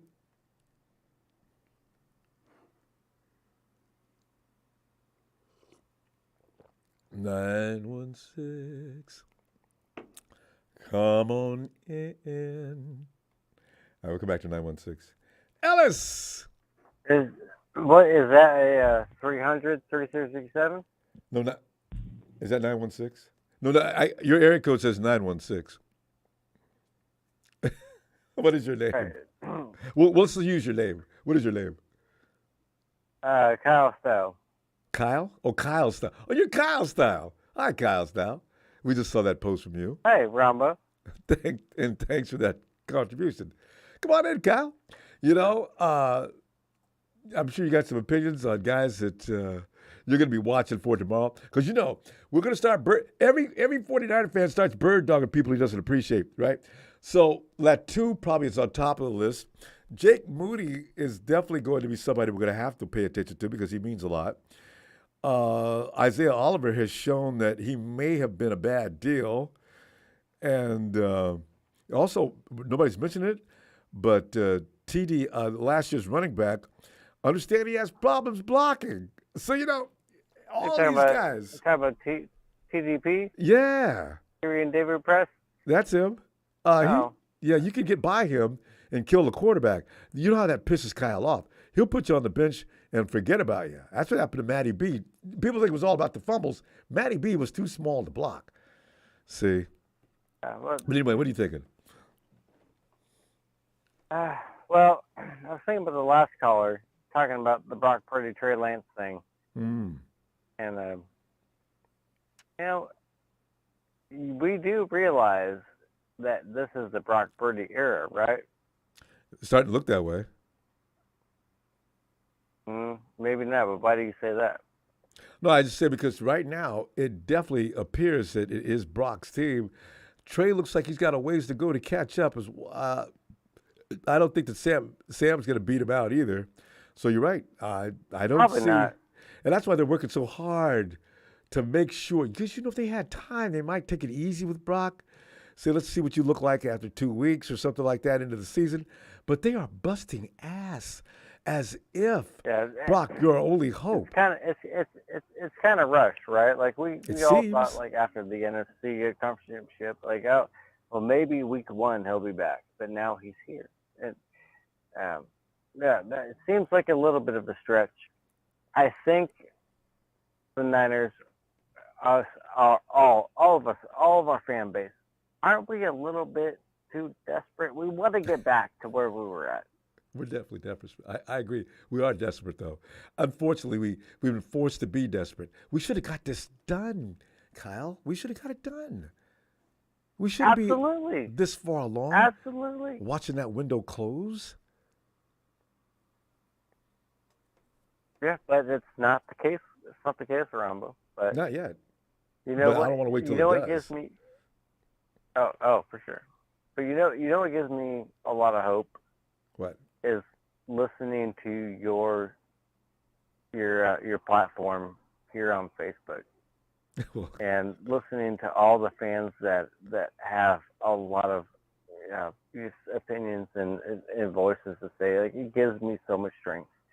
I love it. I appreciate that. I haven't had a chance to talk to you.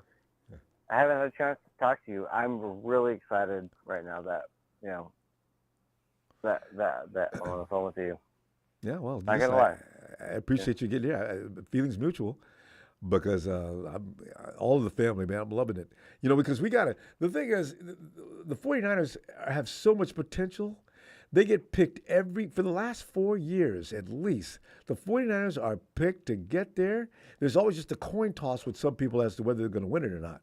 I mean, they bring us in there with the Dallas Cowboys, the Eagles. These would be the three. I don't know why they bring us in with the Dallas Cowboys and the East Coast teams, all that stuff. Like all the analysts hate us.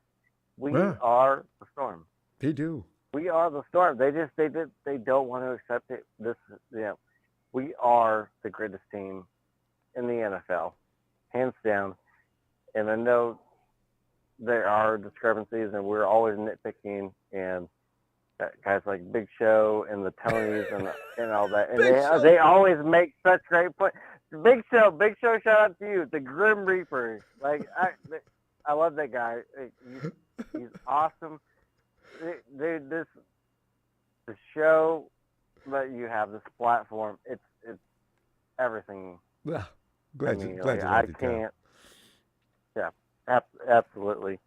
Yeah, but you think Brock Purdy? I think Brock Purdy is the answer. I was there the day that Garoppolo got injured, and Brock Purdy came in. Everybody in the stands said it's over. I said, hold up, no, it's not. You got Mr. Relevant, Brock Purdy. And now, Kyle, did you know we're in the Brock Purdy era? Yeah, but did you know as he came into the game that he was going to look like that? No, Yeah, absolutely not. you did. You said But you're not, right? See, that's why I just threw my hands up in the air. We did it again. We're friggin' done.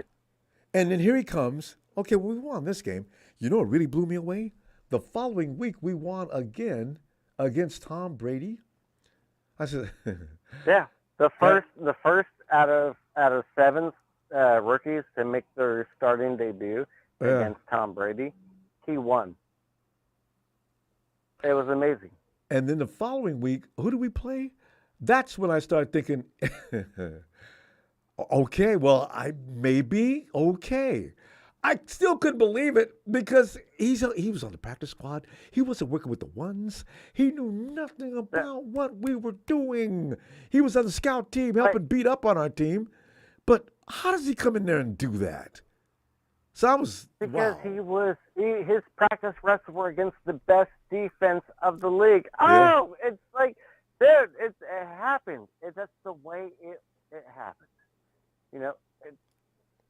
He went against Fred Warner, the number 1D. That's why Brock Purdy is so good. And the fact that the NFL gave this guy a chance. Yeah. No, that the 49ers all gave the analysts were saying, oh, yeah. All the analysts were saying, hey, this guy, he's a rookie. He doesn't know what it takes. And I listened to that all season long. Yeah. Or the last half of the season, rather. But And Kyle, how about the famous spell? Well, all they got to do is get a little bit of tape on him, and we'll see how the defense will learn how to attack him from that point. Because you guys have had 7 weeks to get tape. Now, why is he still beating you up? And the Dallas Cowboys defense is one of the best in the league. Granted, we didn't score a lot of points, but still, he did enough to get you. Why didn't that Cowboys defense just run him just ground him into meat? So, I've got some mixed feelings about this. Well, we get a little tape, we'll know how to you're not going to be able to, you're handling Kyle Shanahan for one thing. You're not handling the quarterback. Kyle knows you're coming. He's going to prepare the kid for you. Now what are you going to do? So I was getting a kick out of that. Well, we're going to find out this year, though. And even Shanahan didn't understand him. Like, the problem we've all understood about Garoppolo is like he's put the shackles on him. He knows them.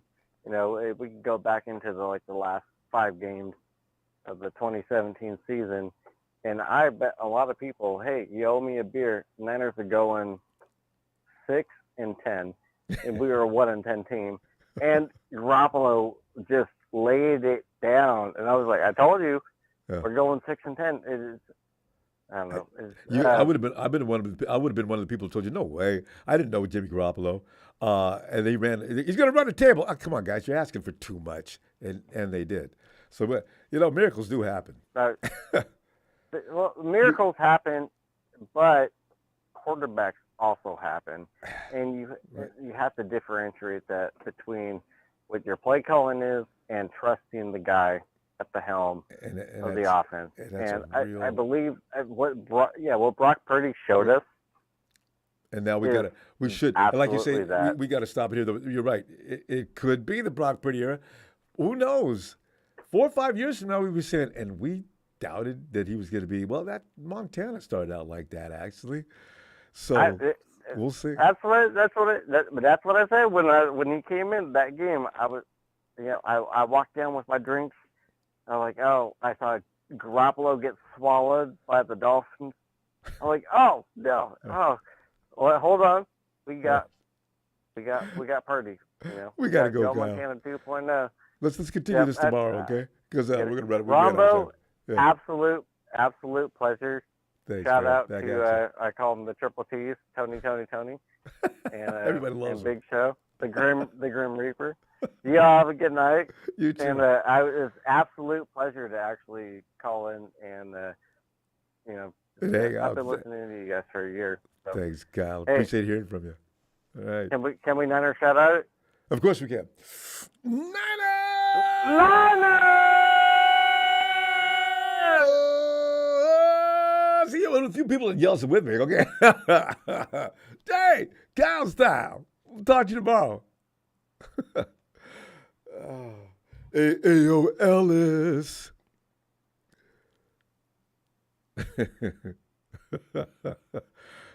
Ron Bizzle. Yeah. You know, if a person had time to sit there and not get emotional and just look at the chat, some of the most comical people in the world, and some of them are from other teams, are in here not knowing what they're talking about. Gene D didn't know Troy Aikman won a Super Bowl. Texas boy, of course, corrected him. And then Tony, people attack him like crazy. You know, Ellis, and by the way, was one of the voices of reason. A couple of seasons back, Ellis said, y'all don't feed the trolls. If you ignore them, they'll go away. Ellis, that didn't quite work, but, you know, you were right. you supposedly... It did work. It did work, but for some it did. Yeah. So it did the job. If you listened and applied it, if you actually just was disciplined enough and applied the shit, it worked. Exactly. But, Disciplined you still had some of those, you know, diehards. You still got the Rudies and the yeah. I mean, where the hell's ready to go? Ready to go left. He got ready to go and he left. He got ready to go. Got his ass up out of there. Living by his name, huh? There you go. There you go. Tommy Testosterone. The list goes on. The guys, they became famous in there. Don Burr. Don Burr doesn't talk as much trash as he just likes to let everybody know. I demand respect. Okay, well, you know what? You got to win something. Tommy estrogen. Hella estrogen. Yeah, well, you know. No, Don Burr is not too bad. And we had the Jets. Who the hell is that? Jets fan? Was it just Jets fan? I think that was the name of him that comes in every once in a blue moon. Yeah. Yeah, he pops in every now and then. But anyway, to hell with them. Yeah, Ellis, we're going to be watching for tomorrow. You know, because this game is going to, a lot of guys are going to be under pressure. They're going to fold under the pressure. A lot of guys that don't fold under pressure are going to show up. Latu has got to stop it. I know we need to be patient. He's a rookie and that type of thing. But Bingham said he was dropping the ball in Bama, which is another thing that makes me scratch my head, because why in the hell did you draft him, Kyle, if you're trying to get somebody to replace George Kittle? Kittle's not a person who drops the ball a lot. Well, it's you know, it becomes a problem when you change guys from their position that they're usually playing. Cameron Latu was a defensive player. They turned him to a tight end. They converted him to a tight end. That's right. I remember reading about that. That is so that's why he's got fucking stone hands. Oh.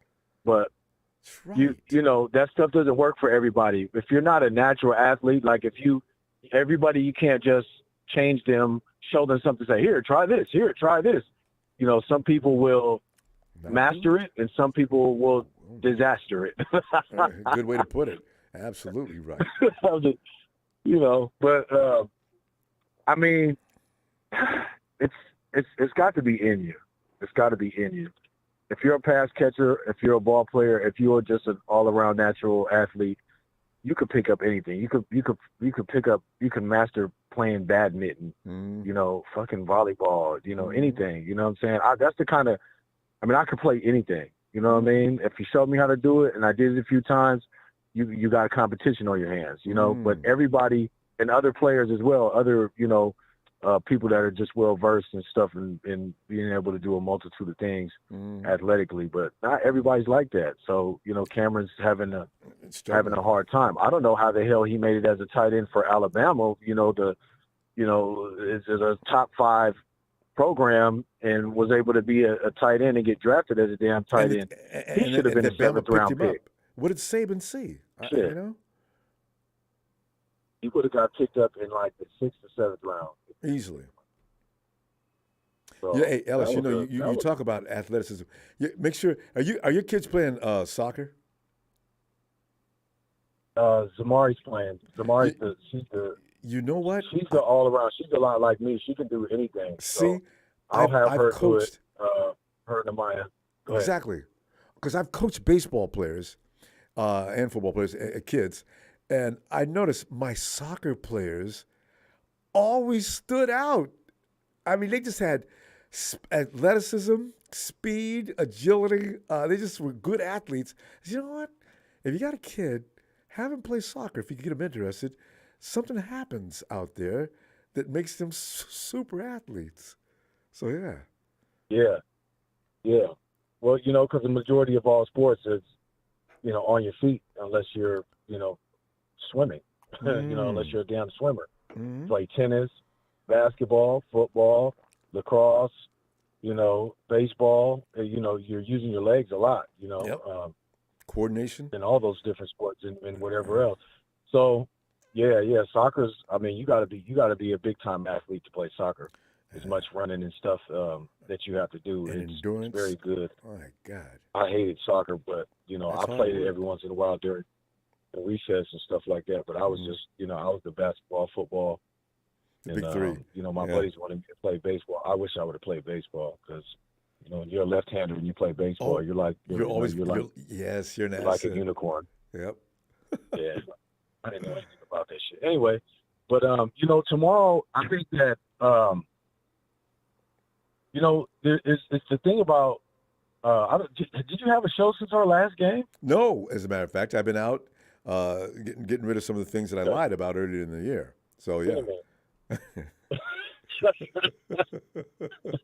I knew it was going to catch up on me. Man, I just didn't know when. Yeah, well, you know what, man? That game was, the Raiders needed that more than we did, honestly. And didn't they? They acted like it, too. They really did. They really did. I mean, they're celebrating like they won the fucking Super Bowl first game of the preseason. They were so happy. It doesn't get any better than that. That's bless their hearts. But we have a lot to look forward to. I think, I'm glad that Brock is feeling better. Trey's got to get the jitters out, man. He threw some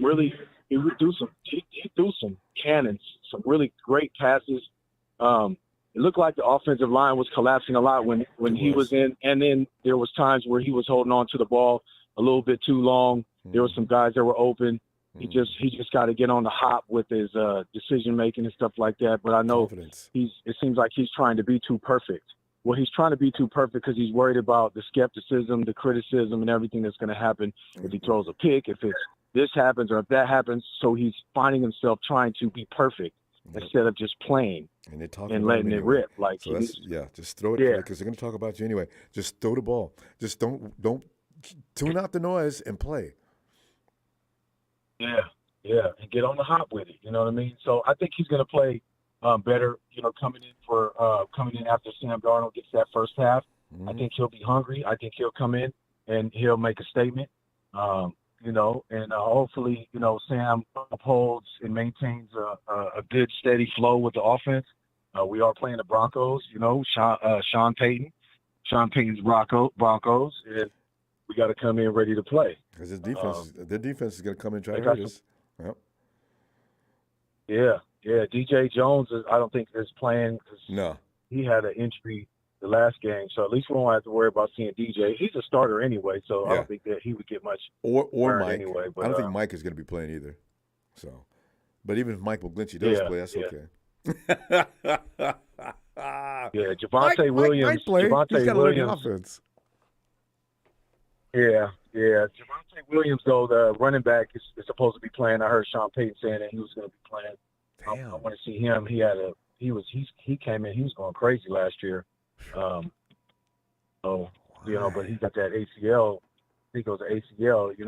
Something about that ACL with the running backs. But Ronnie Bell's looking great. I kind of felt like he was going to, be a sure end on making his team. They're not going to. He's got to make this. He can't be on the practice squad. He's going to get snatched. At this point, it seems like the odd man out at wide receiver is going to be Isaiah Winstead, which I don't want. I would love to have him on the team, but it seems like he might be one of the wide receivers that get cut because Tay Martin's been playing too damn good. Danny Gray is shoe in. All of our other guys are already shoes in, and then Ronnie Bell has to make the team. Yes. So, well, else we got to stop. It's going to be fun to watch these guys tomorrow and see what kind of report cards they get at the end of the game. So, Yeah, right. man. Yeah, man. We got to get the offensive line together because our second team defense and offensive line, man, is kind of, I think on the defensive line it was a little bit more lackluster. Javon Kinlaw is getting pushed all over the damn place. He just, I don't know, man. I don't want to say he's just talking a lot, but you know, he's got to get in there, Ronbo, because if he's going to be a rotational player, teams are going to be taking advantage of his ass when he's coming in rotating. If he's going to be playing like that, they're like, oh yeah, bring Javon's big ass in. We're gonna move him like a Mack truck. Less food, more action. All right, Ellis. But anyway, all right, man. Yeah, shout out to the faithful, man. Y'all know what it is. You know where you at. Wipe your feet. Shout out to faithful. Hit that like, subscribe, man. Shout out to Evan, man. I heard his name this time. Yeah. Shout out to Evan. Shout out to Tony from ATL and Tony from Down Under. Yeah. And all the rest of the faithful, man. It's all love. Yeah. Tony out in Hawaii, too. Give him special love. All right. Oh, yeah. Tony Nagatani. Yeah, we haven't heard from him in a while. Yeah. Shout out to Tony out there in Hawaii, man. Hopefully, prayers to all of them, and hopefully him and his family's doing well. All right. Much love, man. All right, Ellis. Hit that like. Thanks, Ronbo. All right, fam. All right, Ellis. Peace. And there we go, Jack O. Rambo. Jack. Come on in, man. We're sitting here. We're everybody's got their own little checklist. Got a clipboard. Going to be looking at guys tomorrow. Know what they're expecting. Jake Moody can't. Yeah, Jack, can you imagine? Jake Moody's running out on the field now, and probably most 49er fans are holding their breath now as they tee the ball up. I can see it now. Jake Moody appears to be mopping his forehead, and it's not that warm. Rambo, that guy makes me nervous, Rambo. He makes everybody nervous. He makes himself nervous. He makes me nervous. I could see us in the playoff, in the NFC Championship game, and with 45-yard field goal to win the game with a minute left, and that's probably too much pressure. That's probably too much pressure for him, Rambo. That might be just too much pressure for him, man. No, hey, NFC CG, that's the end of the season, though, Jack. That's okay. He'll be hardened by that. Might be. Yeah, we'll be devastated with a loss like that. He missed that field goal. I don't know what Kyle would do for them after that. He might throw him to the Gators or something. I don't know what he'd do after that, Rambo. But I don't think it's not gonna happen, Jack. You know why it's not gonna happen? Because by that time, Kyle will know who he is. Robbie Gould hasn't got a job yet. We'll call Robbie in the middle of the season. Him on speed dial, man. Yeah. Pay that man. You should have paid that man. God, yeah, Rambo. So he makes me nervous, man. And I know I hear everybody that came on before me talk about Trey. Rambo, in that draft, he was drafted in 2021, Rambo. Right. The only person that shined, or the only three other quarterbacks that look somewhat have a future is Trevor Lawrence, Justin Fields, and Mac Jones. Remember, Zach Wilson was drafted before Trey. He is the worst, by the way. Zach is gone. You remember Kellen Mond? You remember Kellen Mond, Rambo? I forgot about him. Now that you mention him, yeah. He's gone somewhere. Kyle Trask, just trying to get in stay on the team, Rambo. So, all these quarterbacks that get drafted in the first round, top 5, it's a hit or miss, unless you're talking about 2020 when you got Joe Burrow, Justin Herbert, Tua, Jalen Hurts, which I think he's still unproven to me. And you got Jordan Love, who's just getting his start. And by the way, he looks good from what I understand. So, yeah. Yeah, he looks good. Yeah, and then if you go 2002 draft, I mean, none of these guys in the 2002 draft, unless it's Brock, that looks like he have a future. You got Desmond Ryder, but that's about it in 2002 on the quarterback draft. Nobody else is showing any signs of longevity. So I think 49ers had no business trading up to the third pick to reach for Trey Lance that year. We was on a championship route. We should have stick with Jimmy, and we should have got us a good pick. We should have probably stayed at 15 and got Mac Jones as a development player. He'd have been looking probably great right now. So it was a reach. Yeah. chasing all those picks at number 3. I mean, all those the first round picks at 3. We should have never reached like that. It was too much pressure to draft Trey at that point on a team like this. It's already ready to go. It's too much. It was too much, 2020. I know. I was in tears because I said, we don't have a draft pick for 2 more years in the first round. Yeah. I mean, look, it's kind of like a map to drafting good quarterbacks if you really look at it. You remember? How so? You remember Trubisky? Yeah, another fail. Okay, so Trubisky had 1 year starting at North Carolina. He turned out to be trash. Yep. You know what I mean? Mayfield. And then we go draft Trey Lance 1 year. How many years did Baker Mayfield play at Texas? Baker Mayfield, he got some years, and then he got at least a couple of years that he came out of Oklahoma. But anyway, a first round pick, the number 1 pick in the draft, and now he's looking for a job. Yeah, he's looking for a job. And then you got this year Anthony Richardson, who's played 1 year, got drafted, and he got something to prove because I mean, if he doesn't work out for the Colts, I don't think any team should draft a quarterback out of these schools that have 1 year starts. Yeah, and expect him to come into the NFL and start right away. Like some people say, bring him right in. You picked him at number 2, and he should start. Yeah, but start what? Is he ready? Start what? Yeah, because I mean, Ronbo, all these quarterbacks that's kind of like, I mean, it's still a hit and miss that have a future. They started 2 or 3 years at their schools. They had some starts, a lot of snaps. Yeah. The track record is right here. Mm-hmm. It's proven. You got, and then the thing about Brock, Rambo, is like with Brock, what I really don't like is that QB that's behind center, and let's say you're gonna throw a screen pass, they give away the screen pass before the play even develops. Just for the lineup, I know.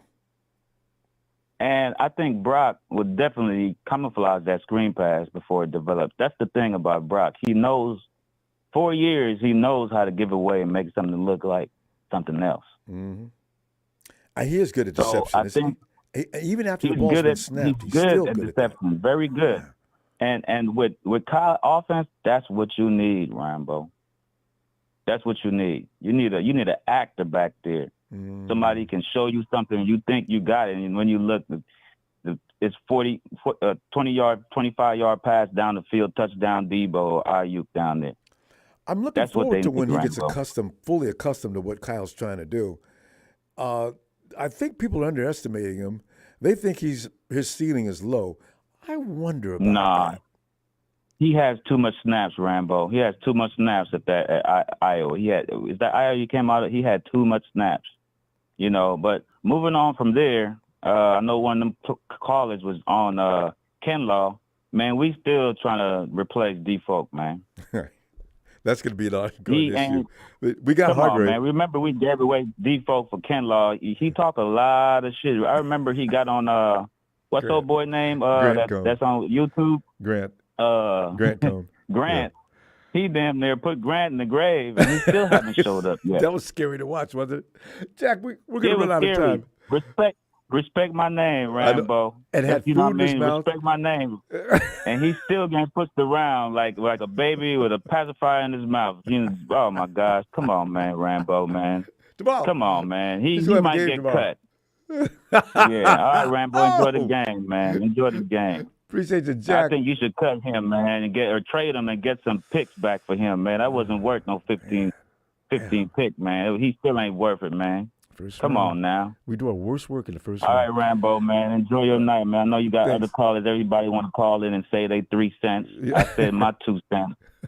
So, good night, folks. All right, faithfuls. Good night, Jack. Appreciate you, man. We'll be back tomorrow. Looking for you. Yes, sir. Yes, sir. Hey, Rambo, you going to be on tomorrow watching the preseason, or you don't do preseason? No. Absolutely tomorrow. I can't wait. I would have been here last week. I got caught up. But I will be tomorrow. I think I missed you last week. I was like, oh, no, man. I was like, even Rambo don't want to watch this bullshit. Like, God. After I heard about it, you're right. 34-7. That was nothing but a complete ass whooping. I don't need to watch.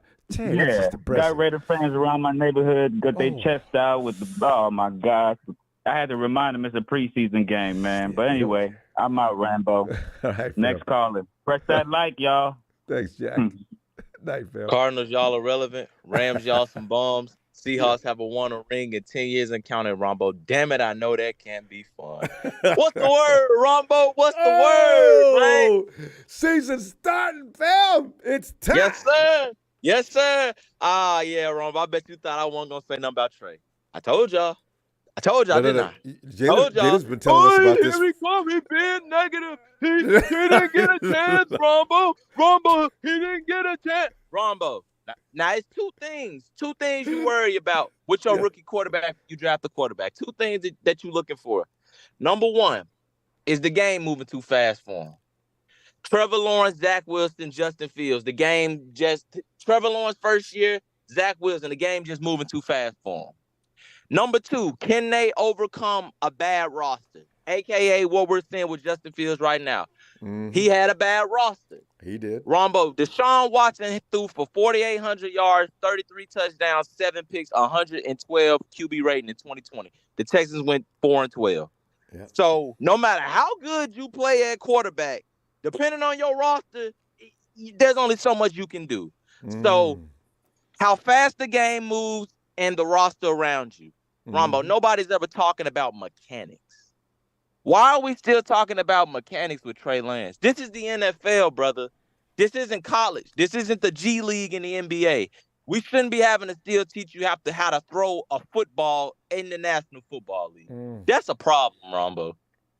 We're still talking about his mechanics, how to throw a ball in the NFL. Him this year, though. We like Rombo, boy, Rombo. Rombo, Jesus Christ. He catfished us. You've seen what all the reporters been saying, Rombo. He ain't as elusive as the 49ers thought he was, which he isn't, Rombo. He ain't. I thought he was a better athlete than he is, but he hasn't shocked me yet as an athlete.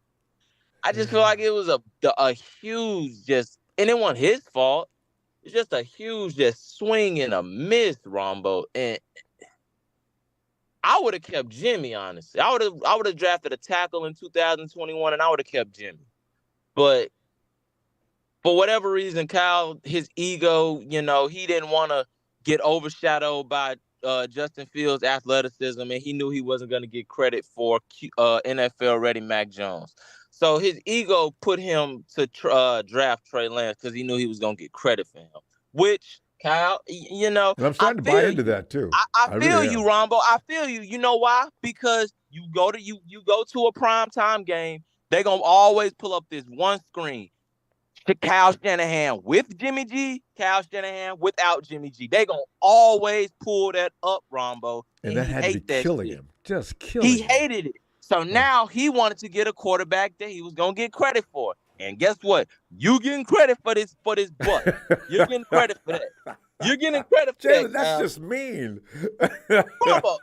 It's not Trey's fault. If you put Trey on the Bears in 2021 and you let him develop up to year 3 the same way Justin Fields has been and let a team develop around him, I think he would have been fine.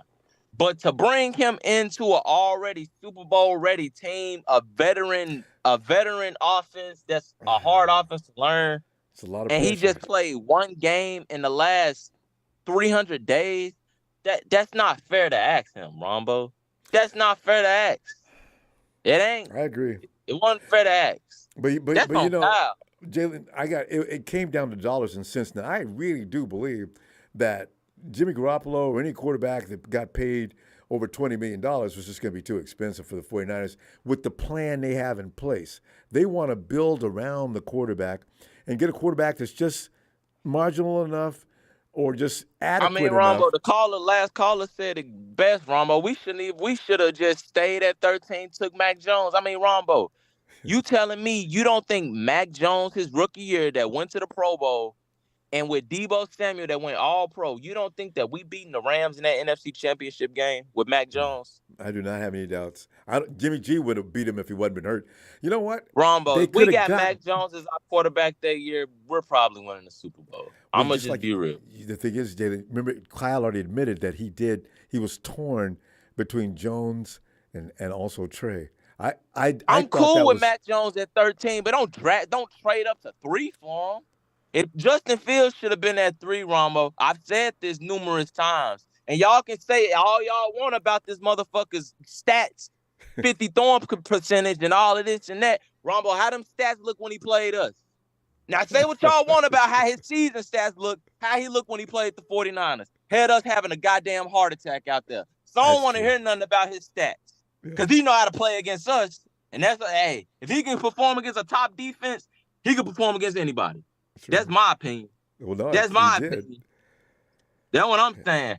I don't care what y'all saying about he can't play. Look at his stats. He played against us. Shit. Had me like, damn. We played him twice and he had 2 good games. That year before last, actually, was that 2 years ago? The first time we played Justin Fields in his rookie year? When he scored on 4th down, ran around the corner, around the whole team.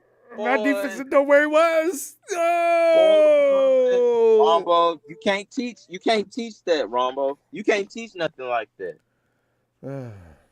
You can't teach that. Ronbo, all I gotta say is, Kyle, you better thank the football guys you drafted that Brock Purdy was good. Because if Brock Purdy wasn't in the scenario right now, Ronbo, where would we be right now? Where would we be right now? I don't even like to think about it. It gives me I don't even consider that. Where would we be right now, Chad, if we didn't even have Brock Purdy on the roster right now? God, Lord have mercy. Boy. Oh, Sudfeld? Man. It don't matter Nate Sudfeld. Yeah. Nick Sudfeld. Oh. I mean, I'm trying to think of who's been through the camp. I don't know about that, Ronbo. I don't know. If Brock isn't on the roster, Trey, he'd have to be the starter. Well, he may have improved if he had more time. It's hard I can't really tell what's he broke going his on. Ankle. He broke his ankle, Ronbo. He's had 3 healthy off seasons, Ronbo. Let's not act like he hasn't had 3 healthy off seasons. We both know Kyle is a practice person. Kyle is not he performed good in the game, now we're going to get him the ball kind of guy. If that's the case, Jordan Mason would have had the ball way more times than we think. Clearly, Kyle is a practice guy. So Trey Lance ain't proven nothing at practice, Ronbo. Clearly. Right. In 3 off seasons, he hasn't shown Kyle something that's confident enough to hand him over the keys. In 3 off seasons. But at the end of the day, we still the kings of the West. Kyle and Nee need a 2-year rest. And Gene and Rudy can keep coming in here like some bitches because the 49ers going to be the best. That didn't rhyme. But let's not forget, y'all. The Raiders, they sorry as hell. They lost to Nick Mullins on national TV. First game of his career. Mama titty still in his mouth. Breath smelling like molasses. Beat him. People on North Sentinel Island heard about this game, Ronbo. Yeah. Over in Pakistan, Romania, goddamn, North Korea. Kim Jong-un saw it. He watched it. Jalen, tomorrow, I'm gonna look forward to seeing you, and let's continue. Okay. All right, Ronbo. Night, Jalen. One thing we never, ever want to suppress around here is free speech. So, whatever you feel is fine. I just be able to back it up. Oh, man, out of Boston East Coast he comes. It is J-Dog. J-Dog. Yo, what is up, Ronbo, bro? How you been, bro? What's going on, bro? Just waiting for the season to get started. And now it's got started. We're coming in, like a breach baby. Because the thing is, I got Nick Bosa not signing. I got a tight end I'm a little concerned about. My kicker has shown me his maturity level. We do have a few issues. My right tackle, I'm not sure about. So we still, as good as we look, we still have them questions. J-Dog, what are you going to be looking for tomorrow? And anything else you want to add? Because we haven't talked to you in a while. Go ahead. Yeah, well, I appreciate Ronbo. Appreciate you, Ronbo. Ronbo Sports. Shout out to production. Shout out to Ronbo. Shout out to the faithful, the chat, the 6 times, should have been 6 times, should have been 7 times Super Bowl champions. Easily. Greatest players who have ever played this game. Boston in the mother effing house. And you know me, J-Dog, the president of the Kyle Shanahan I Hate You fan club. And it's not personal. Yeah. I love Kyle Shanahan, the person, but as the coach and as the head and as the decision maker of the 49ers, I've been telling you about this right side of this offensive line, and you go into the season and in the preseason, and you don't even play Colt McKivitz like he's a made man or somebody, like he's Trent Williams or somebody. Give me a break. You saw what you saw, so now you got Colt McKivitz out there, and if Colt McKivitz go down, is this what we have, Kyle Shanahan? This right side, no dogs on this right side? Is this what you rolling out here? Week 1 against TJ Watt, just going to terrorize the right side of this offensive line? And we got a ready Super Bowl team. You got 4 quarterbacks killed last year, and this is what you want to do? This is what you want to give to us, Kyle Shanahan? I'm sick of it, Ronbo, man. Trade off for Boston. Boston in the house. I've been telling you this, Ronbo, from jump. This right side is going to be the Achilles heel. This right side has been the Achilles heel, and this right side has been trashed for his whole tenure. Speak the facts. Where are these Kyle Shanahan supporters that don't want to recognize what your Stevie? Take the Stevie Wonder glasses off and look at things objectively. Look at what you see right now. If anything, if there's any injuries to this bum-ass right tackle that we got right now, look what we have. Who the hell is that? Pryor? Who the hell is that? Felicio? Where are we shopping for these bums, for these scrubs? You got a dog out there right now. And I called you one time, Ronbo, for this. Jason Peters, I don't give a damn if he's 60 years old. The man is a dog. The man has a pedigree. The man has a resume. And at one point in time, it was neck and neck with him and Trent Williams as the best tackles in the game. Bring this man in. John Lynch, I'm challenging you. John Lynch, get on the phone, overstep your boundaries, overshadow Kyle Shanahan, pick up the phone and call Jason Peters. It's ridiculous, Ronbo, and I'm sick of it because guess what? The TJ Watt week 1. Then we got to play the Cowboys, Michael Parsons. Then we got to play Cleveland, Myles Garrett. Where do you think they going? They're going to skip on over to the right side. They don't want to deal with big old Trent Williams over there. It's ridiculous, and we got a Super Bowl window that's closing. Why is he playing games with this right side? The Kyle Shanahan supporters, speak up. Come on, Ronbo Sports. Speak the facts. Defend your man. Hold your man's feet to the fire, man. And I have to say, Ronbo, aside from this right side that I've been talking about for goddamn Kyle Shanahan's whole tenure, aside from this right side, I have to say I'm disappointed with the depth that I saw.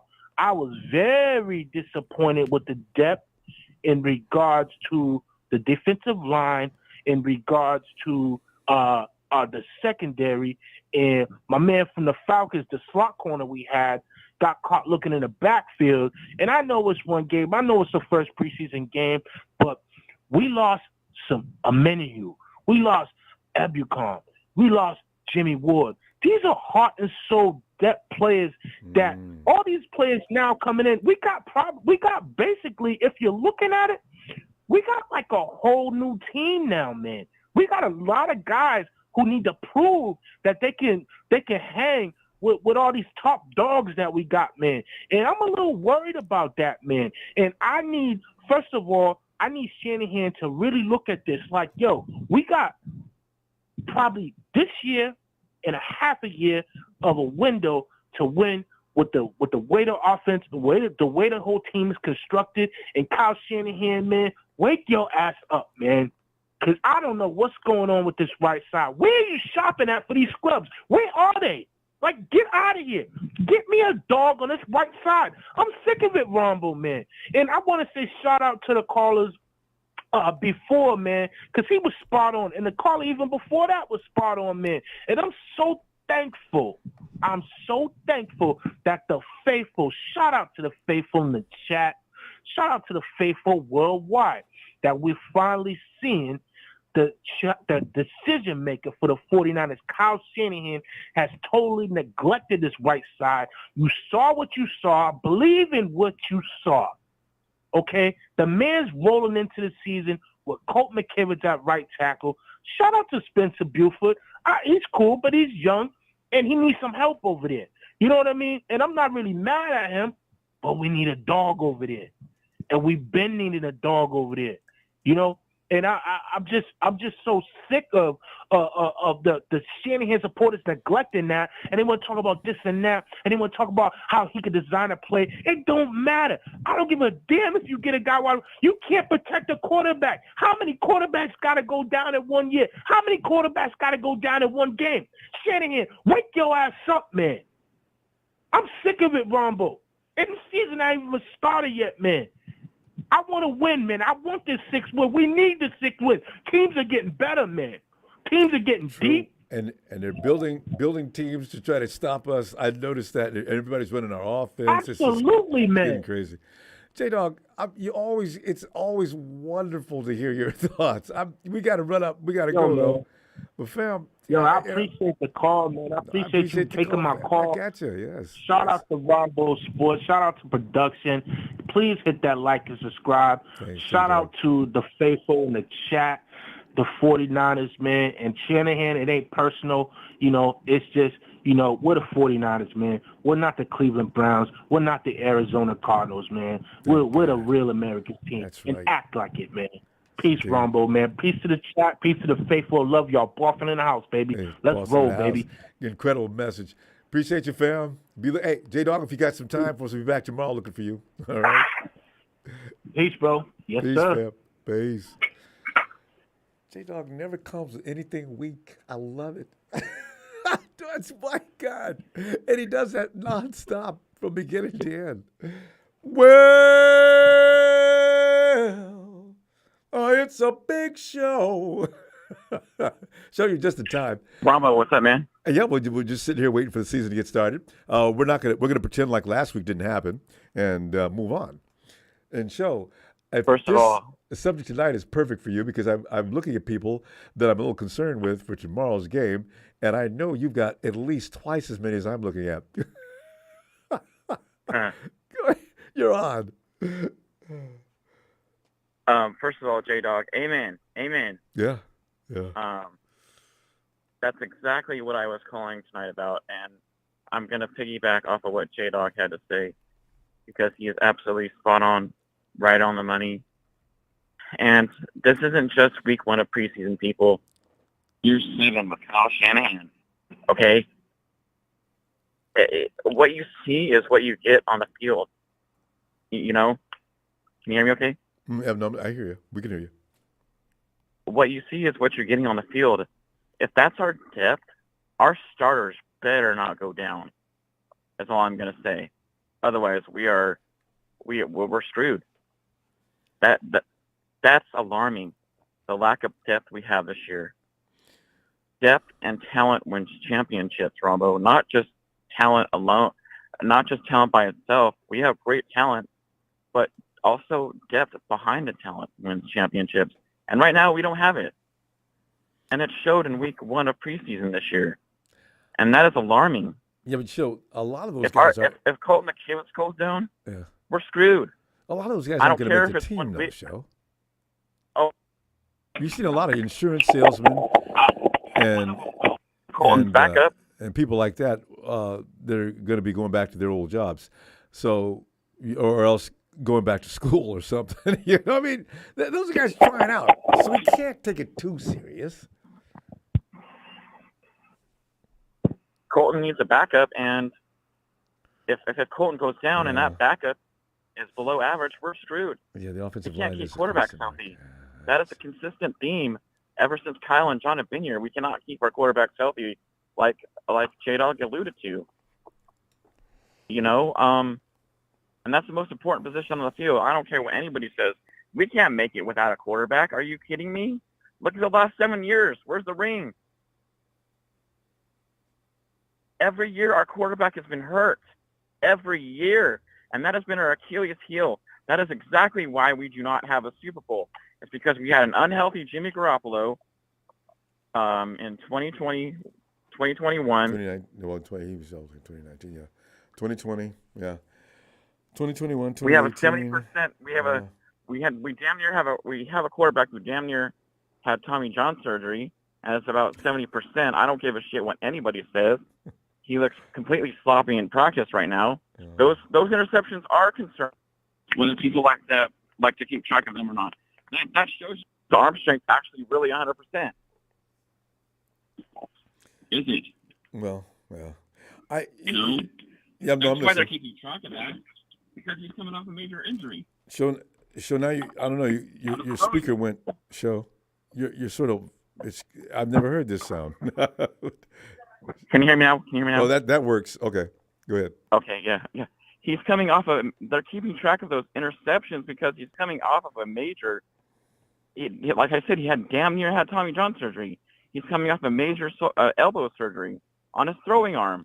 That is exactly why they're keeping track of those interceptions, because that's going to be the major question going into the season. Is his arm 100% strength, fully strength? And if he looks sloppy the first 4 weeks, Ronbo, oh my God, his leash is going to be so short, it's not even going to be funny. Enter Sam Darnold. Yeah, they're not going to wait for 4 weeks of looking bad, if he is looking bad. No. Yeah. Because if we're 2-6, Ronbo, oh my God, that's alarming. No, because of sloppy quarterback play. Because of sloppy quarterback play. Because and our there's quarterback coming off a major surgery. Yeah, if it's because of quarterback play, now that's a different story. If there's other issues involved, that has to be fixed as well. Yeah, and if our kicker continues the way he is going, we're not winning anything. I'm sorry. Jake's gonna be fine. That is a huge chunk of our offense right there. Is making field goals. He was probably a concentrated kind of person, and then all of a sudden they called timeout. Okay, and that Jake wasn't ready for that. He hasn't had that. No, they didn't call timeout. Yeah, they didn't call timeout in the game. If any position in the NFL has a short leash, it's kickers. You've seen how many teams go through kickers. I don't care if they're rookies or not, Ronbo. They don't care if they're rookies or not. If you're missing field goals, you're gone. Oh yeah. The Steelers know about that. The Cowboys, they hold on to that guy anyway. Yeah, I've seen that. Oh, the Texan kicker. Remember how bad he was about 4 years ago? Now he never misses. They went from Adam Vinatieri to Rodrigo Blankenship, who they gave up on right away. How frightening is that? So I really think it's true that sometimes there's a little overreaction though to some things. It's not overreaction, Rob. Well, a little bit. This is year 7. No, this is year 7. We have every right to overreact.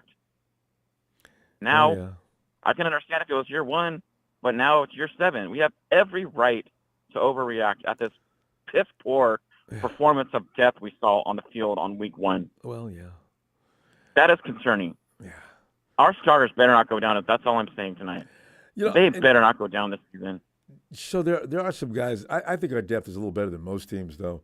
So no, it's not. Ronbo, come on, be serious. That is what you are. You serious? Name man? A team. What you saw in week 1. That is Matt Mayoka said that would be an 0-17 team.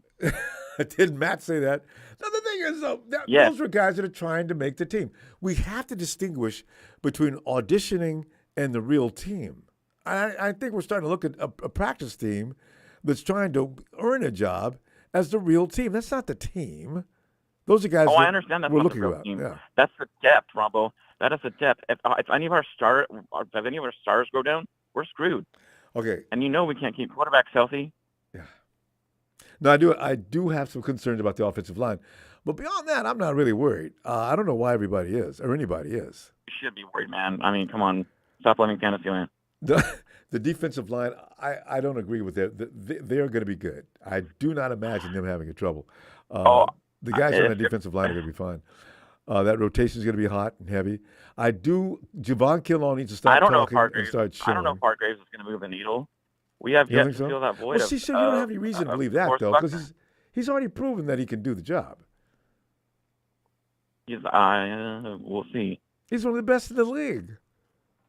Okay, we'll see. Well, you know, if seeing is believing, show if you want to stick to that, and have that be your measure or your litmus test, then you'll be fine. I can promise you, Hargraves will be fine. I hope so, because it didn't move the needle for me, the signing, because we had other areas of concern we could have allocated that money to. We were still a top 5 defense without Nick Bosa. Yeah. See, and that's why I'm telling you right now, the defense is not a concern, and they got a better pass rush this year than they did last year. And probably better. We could allocate that money towards the right tackle. We could have drafted DeJuan Jones, who I've been screaming about the whole entire draft season this past year, and look at him now. DeJuan Jones, isn't he? Is he? No, you're drafting DeJuan Jones. I'm thinking about Dwayne Brown. Okay. Yeah. DeJuan Jones, right tackle out of Cleveland drafted that we should have drafted. Those mistakes are always going to be made, though. Now, you got to wait till see what he looks like, though, Show. How he looks on the field first before you go ahead and decide that he is the bee's knees. we got to go, though, Show. We better have Robbie go on the field. I know that for sure. I hope we do. Because start sounding the alarm bells if that's not gonna. Robbie's well rested and everything. I got no problem with that. Yeah. Don't let Dallas get him. I know I'm worried about that, though. After the first week, if that Dallas kid goes out there doing the Dallas, Robbie's on there, and he's on there quickly. Any team around the league, if Robbie agrees, they're gonna try to sign him. All right, shout out to everyone. Shout out to TNT. Shout out to the clown JJ, who keeps interrupting me. And y'all take care. Have a good night. You too. Show. See you tomorrow. Call Robbie. Hey, Casey. What's shaking, Ronbo? Casey, a lot of us are shaken. There's fear. You've heard it tonight. We have high Ronbo. you know? I was scared that maybe something happened to you or the protection or something like that, man. I hope you guys are okay, man. Yeah, no, everything's okay. I took care of the things that I needed to take care of, and I'm now unslaved. Okay, cool. So we're back. Child support. Yeah. By the way, Casey, you've heard names being called tonight about players that we have some serious concerns about. Casey, are you worried about? And tomorrow's game, you're going to find out. You're probably going to get an answer to a few of your questions, if you have any, about players on this team that are already on thin ice. Yes, Ronbo, I am worried. A lot has changed in the last week. Yeah, right? I know, right? Show has a point. That was very concerning. I just never want. I can't go along with it. It's frightening. That looked terrible, and Trey looked scared. I love how Show comes in every week and drops a bomb, and then just, all right, everybody, have a good night.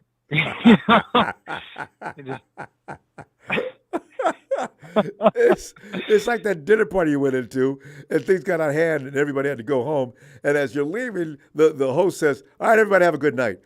You guys owe me money." Yeah, I could only imagine what a Thanksgiving table at the Big Show family reunion looks like. If there's a bunch of football fans in there, that could get crazy. I'm sure they have a great dinner conversation. Ronbo, that's not why I'm here. I'm here to talk about the San Francisco 49ers. And if you want, make it uplifting and believe it's going to be okay. I mean, I understand the honesty perspective of it, but still, we're not that bad. Show has a great point, man. If God forbid, Trent goes down, they're screwed. They're not going to be able to get deep in the playoffs with what they have there. I mean, they need already off the bat. It's very concerning. No matter who goes down. Casey, there's not that many offensive linemen around the league to be available that are that kind of good. You can't sign more than one or two. Look at Joe Burrow over in Cincinnati. He's been crying for an offensive line for years. They just keep signing people to their freaking defensive line. Like, look at their payroll. Like, almost 50% of their payroll is going to the defensive line, Ronbo. Yeah, They are so, stuck on that Well, that's And it's gonna Russell come back Wilson and knows bite him in about the that. ass, That's but- why he left the Hawks. They spent all their money I on think the you defense. know what you know what I think has happened, Ronbo? It's a business, and I think they are kind of licking their chops with Brock Purdy right now because they have him at such a price that they kind of can't lose this season from a Parag Marat standpoint. You know what I mean? Like And that was they did that on set. purpose. They have Trey, Sam, and Brock for almost 8% of their payroll. All three get paid less. That's insane. Than half the starting quarterbacks in the NFL. More than that. Yeah, I'm sure all three of them are getting paid less than Trey. Yeah. Not really. You know, maybe even George. Yeah. You know, so I mean, they know how tough it is to get to the NFC Championship, I think. But they're gonna have a problem if Brock gets what the I'd like Super Bowl to see too, them do- and especially if he wins, because next year's age gets. Whoa, guys! You're not gonna get Brock Purdy for the same price this year as you did last year. We're gonna need a little bit of funding. It's warranted. I see that coming. If he should get too far, yeah, and it would be. I think warranted. what I'd like to see them do is find out who their second back behind Christian is, because we don't know if Elijah's going to stay healthy the whole season. Oh, well, you got a lot. You know what? That's a filled-up room. You got a lot of guys, actually. They're not Christian McCaffreys, but there's a lot. You know what really concerned me, actually, was that Kyle's attitude about Moody. I really didn't Flip like it. that, Wasn't man. it flip it? You know, He we did not joke care. about the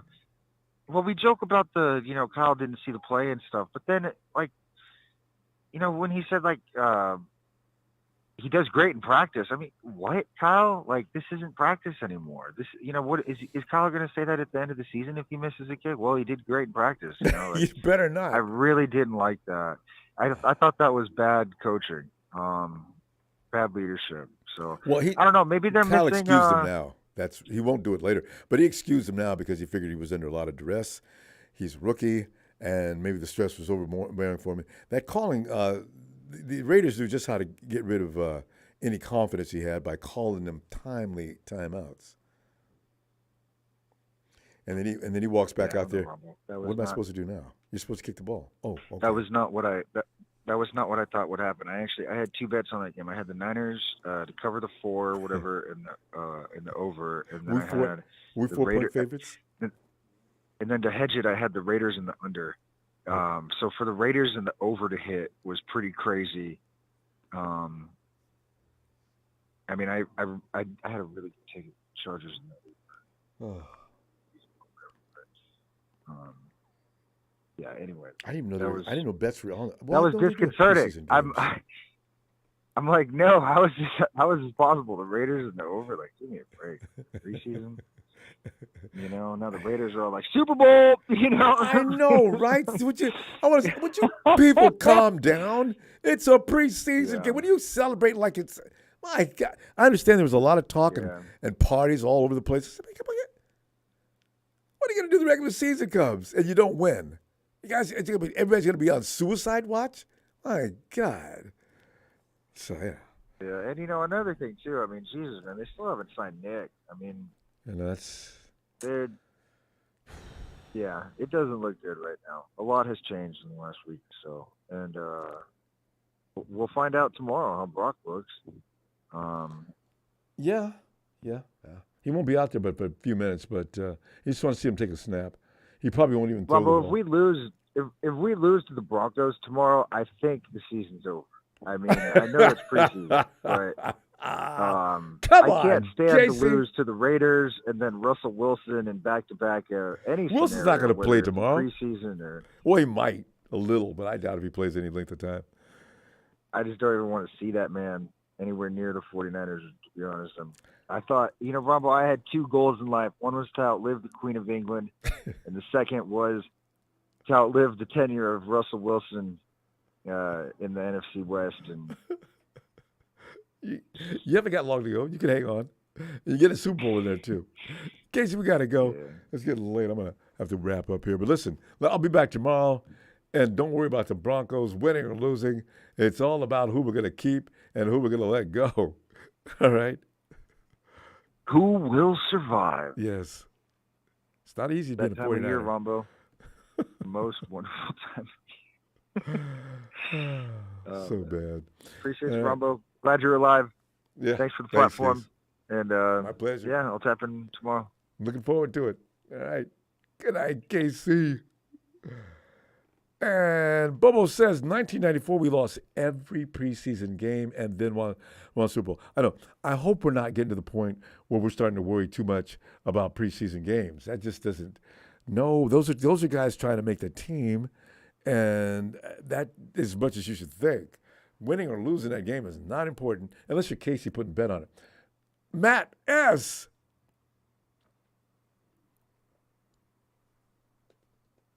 Matty. Hey, buddy. S. You there? Hey, Matt, come on in. Oh, there you are, buddy. Yeah. How you doing? Good, buddy. How are you? Doing okay. You know, I'm fielding a lot of people that are upset. They're finding everything wrong with the team right now, and some of the things are legitimate. I know. I can see that. Yeah. You know, Matt, it's like shit, man. I know. Matt, what are you thinking here? I mean, what are you going to be looking for tomorrow's game? I mean, some of the players that you might think. I don't know, dude. I am a little worried about the kicker, bro. I'm a Everybody little is. worried about the kicking. We got a right to. That's I know. very serious. There's reason to be. Yeah. Like, he's really got to kind of show out tomorrow. Like, if he how old gets is a chance to. 22, something like that. 23? His nerves are going to be killing him. Yeah. Yeah, dude. I mean, like, really, that's a big time game. So, I mean, really, it is preseason, but that's still kind of like, I don't know. Yeah, maybe work some bugs out with him. I don't know. And then Purdy. Drugs. I don't know. I mean, he's playing he's getting the first string snaps this year versus last year, and he has less interceptions, and he's playing against the number one defense. So I'm not worried about that kid. Yeah. You know, people still think that his arm is killing him. I don't think so. It probably is, but he'll work it out, dude. Yeah. I mean, he's an honest kid, Matt. I don't see him lying about that. And he already told people if my arm's not feeling right, I'm not coming out there. So. Well, and he shouldn't either. I would, if he's not feeling it, I would say just, I mean, you're hurting sit it your too. butt on the bench and, Yeah. wait for a real game. Right. So, yeah, there's a lot of ups and downs in this group. Show took me for a spin on that one. I was like, man, come on. You know what, man? I can't wait for Show later, though. Downer over here. I'm looking forward to getting Show. Out mid-season, if we're like 8-7-1, okay, Show, remember all that grief and crying you were giving me back in August and July? Oh, see, I told you. If I could just get that opportunity. Show wants me to do that to him. He wants to win, but he wants everybody to know that he has no faith, and I can't wait to see him mid-season. Oh, dude, it'll be pretty good, man. I don't know. I can't wait. It seems like we just ended last season and we're in football season again. So I'm pretty stoked. Yeah. And are you afraid of the Steelers? A lot of people are petrified that T.J. Watt is going to tear us from limb to limb. You know what? Guys, T.J.'s one guy. He might do a good job. He'll have his way a little bit. I mean, I don't know. He's good at what he does, so he'll have his way a little bit. Right. But he is T.J. Watt. Okay, I understand that. Yeah. But they'll just beat us, the entire team? I don't think so. No, I don't think so, man. I mean, I would say it's probably going to be a pretty good game. Yeah, because we have to play Definitely there. not a gimme game. Yeah. So, none of them are gimme games. Well, I don't know. When you play the Cardinals anymore, those are kind of gimme games. And the Rams, they're pretty much pretty putrid right now. Yeah, a little. I could see that. Yeah. And then the little bitch hawks north of me. Seahawks. Hey, Matt, I got a feeling that too much is being said about the Seahawks. Matt, ever since Russell Wilson arrived, there's this huge contingent of people that think the Seahawks are going to rise again, like a phoenix out of the ashes. Every year since Wilson left. Nah. And I said, why do they get all the love in the world? We look good, and people say, well, the 49ers have some issues here and there. Why do they get so much? Geno Smith? Dude, no, he's not even, I don't know. They got lucky with that one. He might play all right, but I don't even think their Super Bowl ring's a real ring. It's like a ring pop. So, like, I think they stole that damn NFC Championship game from us, and then they went and beat Peyton Manning. That would have been our Super Bowl easily, because they couldn't deal with the defense, and our defense was every bit as good as the Hawks that year. So, dude, there was like 2 times that like Harbaugh ran onto the field when they were calling delay a game. There's still like time on the clock and shit, and it's like, man, like we can see this stuff. Like, we're not all blind. and we did it. We were throwing the ball. I mean, Kaepernick could have ran that in or gave it to Frank Gore, one of the greatest running backs 49ers have ever had. No, we're throwing the ball. Yeah. Coach, what are you doing? Oh, man. I don't even, honestly, Ronbo, I don't even think we should have even gotten that far as like the penalties. Like, the penalties in that game is what killed us. That last play was shitty, but it really, like, how many times they called that touchdown, not a touchdown, and then we went in and rescored again. Like, we did that like 3 or 4 times. Like, I know. I figured. I felt like we were playing the refs that game, man. I was trying to talk myself into thinking you got to beat the refs are part of the damn game, but they're not. They're supposed to do their damn job. Same with the Super Bowl we had in Kansas City. What's his name? Benovich. My God, his crew was strange. Yeah, dude. Yeah, no, it's still not as bad as that Seahawks championship game, though, man. They really wanted the Hawks to win that one. They did. And then you just got to deal with them, man. I got to deal with them all the time. They like, I live around them, so I'm in the Lions Den up here. Matt, but you don't have to. You're Matt out of Bend, Oregon, right? Yeah. Yeah, but Matt, the Hawks haven't been able to say anything to you for the last 3 years. Actually, you should be walking They around like to pipe up, though. They still talk all sorts of shit. They've got no ground to stand on. No, they don't, but they still don't get it, man. So it is what it is. You learn to deal with it after a while. They're the first cousins to the Rams are talking like they just got through. I mean, the Rams set a new record for sucking at a Super Bowl defense, and they're talking louder than they were before. I said, "Why are you guys talking? You're 5-12 last year." I don't know why the Rams are talking. Oh, they're talking loud. Yeah, they need to. Way too loud. They're all talking way too loud, man. And then you got the Cardinals over there. I lived in Arizona for a little bit before I moved back to Oregon, man. And those Cardinal fans are funny, dude.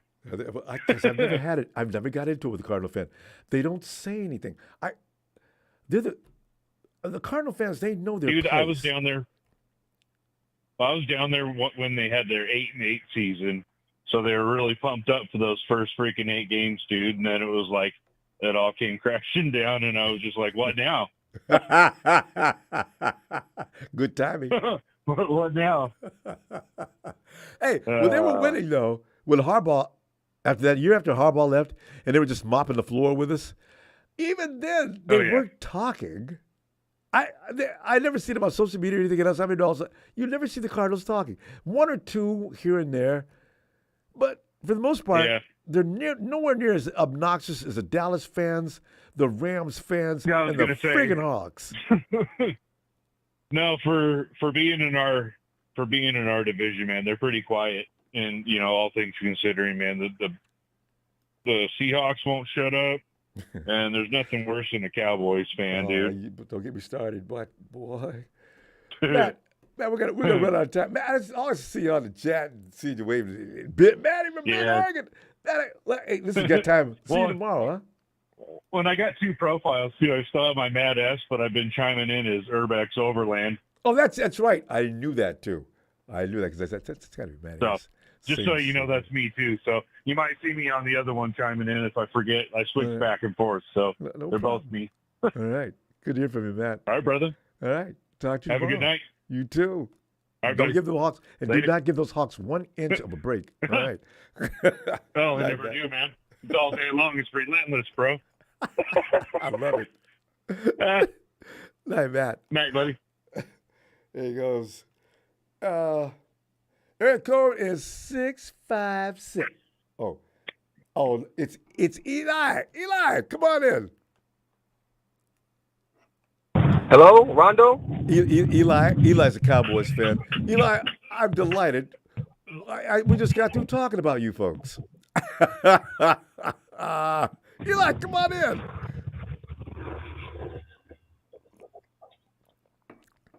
Eli?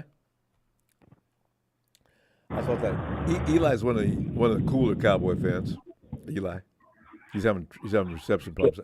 Eli, can you hear me? I can hear you. Okay. Thank you for taking my phone call. I'm a Dallas Cowboy fan. Yeah. And I want to call in and say that I've been following the way you guys have been treating Trey Lance, and I think you guys haven't been giving him a fair chance. And I'll be honest with you. Hey, I'll be honest with you. I would love to have Trey Lance on the Cowboys because here's the mistake. Here's the mistake I think you guys are making. He's only played 3.5 games. You guys are going to have to let him play at least 13 games to get your investment out of him. When I look at Trevor Lawrence and the first 17 games that he played, he had, I believe, 17 interceptions with 11 touchdowns. I looked at Zach Wilson's stats. He played 13 games, and he had 11 interceptions and 9 touchdowns. You guys have to allow Trey Lance to play through whatever issues he's going to have before you get what your investment out of him. If Jerry Jones was the owner of the San Francisco 49ers, he would come down from his booth and tell Kyle Shanahan that, hey, Purdy did a great job in the 7 games that he played. He busted up his elbow. He had to have surgery, so we don't know what kind of player he's going to be. A similar thing happened with Trey Lance. Jerry Jones would mandate to Kyle that there is a quarterback competition. You can put Brock Purdy first, and you can say, hey, this job belongs to Brock Purdy, but we're going to allow Trey Lance to compete because his talent is so much greater. And here's something that we have in common, Rondo, the Cowboy Nation and the 49er Nation. We both have 5 Super Bowl wins, but neither one of us have won a Super Bowl without having a Hall of Fame quarterback. Empire. Yes. That's the 49ers. The 4 Super Bowls they had with Joe Montana, Hall of Fame. The 1 Super Bowl you guys had with Steve Young, Hall of Famer. Dallas Cowboys, we've had 2 Super Bowls with Roger Staubach, Hall of Famer. We've had 3 Super Bowls with Troy Aikman, a Hall of Famer. So to me, when I look at the 49ers situation, you guys need to have a quarterback that has the potential to compete with the AFC quarterbacks. And I'm telling you, Rondo, I think you guys, to a degree, are overreacting with Brock Purdy. I think you guys are giving him more credit. I have a question for you, Rondo. Mm-hmm. How many fourth quarter comebacks have Brock Purdy had? Seems like we did have to come from behind once, but fourth quarters are the ones that really test the mettle of a quarterback. And I must say, I don't remember any fourth quarter engineering to pull the game out. No. And that you're absolutely correct. He's had 0 fourth quarter come. Hello? Can you hear me, Rondo? I'm listening. Oh, okay. So when he took the starting position, and again, I'm a Cowboy fan, but I respect the Niners. You guys have done a great job with putting together a team, and I thought you guys would have 2 Super Bowls by now. But when I looked at when Brock Purdy took over the team, the 49ers had already won 4 games in a row. This is a team that the prior year was already in the NFC Championship. So when he came and took over the starting position, he just managed the game because he's playing behind a number 1 defense. You got a awesome running game. You got Christian McCaffrey. You got a above average offensive line. You have all kind of receivers with that can catch. But he's never had to put the game on his shoulder and win it for the 49ers. That's where I think you guys are making a mistake where you should be having Trey Lance, because if you get to the Super Bowl and if you're facing someone like Patrick Mahomes, you guys are going to have to be able to fight fire with fire. And I don't think that Brock Purdy has proven he can do that, because he hasn't even won a fourth quarter comeback yet. Joe Montana, You know how many fourth quarter comeback Joe Montana has had? But, Eli, the only thing about that is, and I respect what you're saying, but the thing is, if that situation doesn't present itself, I can't hold that against the quarterback and make a decision as to whether his prowess is going to be enough to get me over the hump. I really, with Trey, the problem was this team needs to be ready now, and we don't have time. He's had 3 seasons with us. Unfortunately, he's been hurt for 2, and you're right. Had he had more games under his belt, chances are high that he would have been really ready to go and roll with this unit. So what you got with Brock is you came in, and regardless as to the talent level, the team seemed to function at a high level with Brock Purdy. So you can't just go away from that on potential, right? You got to stay with the guy that's making it happen. And things have changed since those Hall of Fame quarterbacks. Now offenses can be designed to work. When you look at Aaron Rodgers, who's a classic example, Aaron Rodgers is a premier quarterback and should be first ballot Hall of Famer, right? Why can't he get there? It's just the team around him, people blame a lot. I don't know. It's really, now modern football, it's a little tough. You need a machine around the quarterback as well, or you're going to look like everybody else that loses in the championship game and the Super Bowl. Yeah, and that's true, Rondo. But when I still look at Trey Lance, the mind controls the body. After he injured his ankle and he had to go rehab, and, Brock Purdy had a pretty good run. When he was rehabbing and healing up, I've heard 49er fans and other people say so many bad things about Trey Lance, and he had only played like 3.5 games. I'm like, to me, the 49er fans have destroyed his mind. That has caused him to lack confidence. That's the dumbest call. And I can understand how he feels when he goes out to go play. They put him behind one of the worst lines in his last preseason game. They call like 20 pass plays, and he's behind a terrible line. They don't run the ball. And so to me, it almost seems like they're trying to flunk him out. But I tell you this, Rondo, y'all keep it up. And I hope that he comes to Dallas, either Seattle, Kansas City, or Philadelphia, because we know how to develop a quarterback with his talents.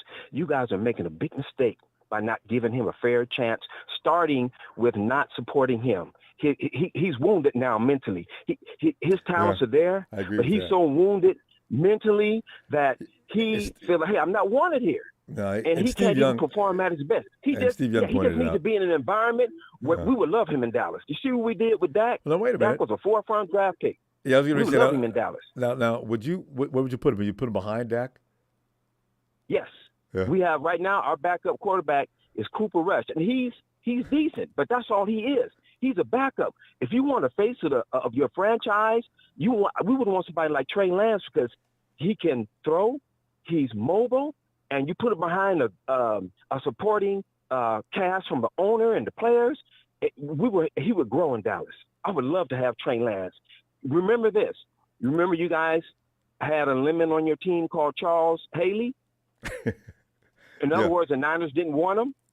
And we traded and got him. Long story behind that. We turned y'all lemon into lemonade, and I would love to have Trey Lance on our team as a backup. We were developing. Haley was good. It's just the fact is Jerry Rice and Jerry Rice had a big problem. But I know what you're saying. But anyway, Eli, we got to go. I appreciate your input. That was interesting. I mean, yeah, I feel you. So. All right. Thank you for taking my call, Rondo. We would love to have Trey Lance. All right. Mm-hmm. All right, Bye-bye. Eli. Have a great night. Mm-hmm. You too. Thank you. I imagine there's a lot of people who feel that way. But now the nerve situation and the confidence is shaken. I don't know what they're going to do. I mentioned that earlier. I said, what do you do to get Trey's mind back thinking that I am Mike? I can actually I can actually show people I can do this. My destiny is in my hands. I get the feeling sometimes that maybe now fear may be a factor. Hey, speaking of, JJ's been wearing. JJ, what did you do to Eli? Ronbo, this year is not. This year is rough. Bronco 9. Yeah. Ronbo, I'm sorry to say, but that has to be the dumbest call I've ever heard. And let me tell you why. Talking about Trey Lance, talking about Purdy never playing from behind, talking about Trey Lance, who has never played from behind. Ever. Not even in college. What in the blue fuck are you talking about? Anyways, Ronbo, let me tell you something, Ronbo. Because I've led an entire nation, let alone a football team.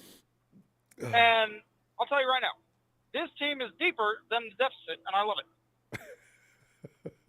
Okay, so this team is truly stronger. I feel stronger in 2019. And let me tell you why. Please. First off, this defense is stronger than the D that I had the night that I took down Osama bin Laden. And they called me Big Cock Barack. Okay, so I'm loving this, Ronbo. Bosa, Kinlaw, Hargrave, Warner, Big Show, you're also a fucking idiot. Why the hell are you calling me right now?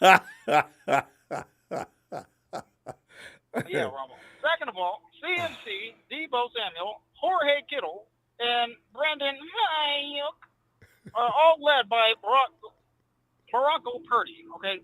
Now, this man is going to take us all the way. It's so sad to say that I thought Trey was the answer. But he's out here looking sleuthier than Joe Biden. Missing all these, quote, easy, simple dink and nut passes that I thought were so easy. These fake-ass fan base, Ronbo. I don't know what to tell you. But what's on your mind, my brother? Where have you been? Well, Mr. President, I have to take care of some responsibilities and get things done that I made promises, empty promises. But, when you make promises, you don't feel your people are going to call you out on them at any point. They would get over it like you did, and that wasn't the case. So now that things are all straightened out, I have a clean bill of freedom. I can go ahead and get back to football. Because there's nothing more in this world better than football. Well, I can't list the other things, but still. Well, Ronbo, I had heard that you had some child support problems. Believe me, I'm a very powerful man. I can get that bitch off his throat. Okay? Just give me the word. I heard about your lawyer skills. Yes, indeed. Well, just, let's work that deal out online and then get your fee and let's get me freed. Oh, and Mr. President, though, are you worried about any of the recruits that are coming in? I mean, Big Show was talking about we don't have any depth. Do you agree with that? Well, Ronbo, I'm gonna be honest. I ain't worried about nothing, right? So, and Big Show, sad to say, Big Show, I know Big Show, okay?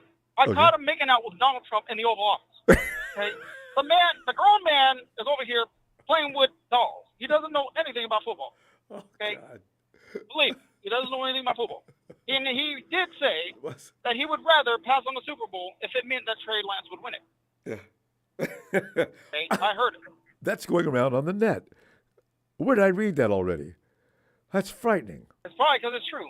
But you know what? I'm going to catch him in because he's calling me again. Yeah. Anyways.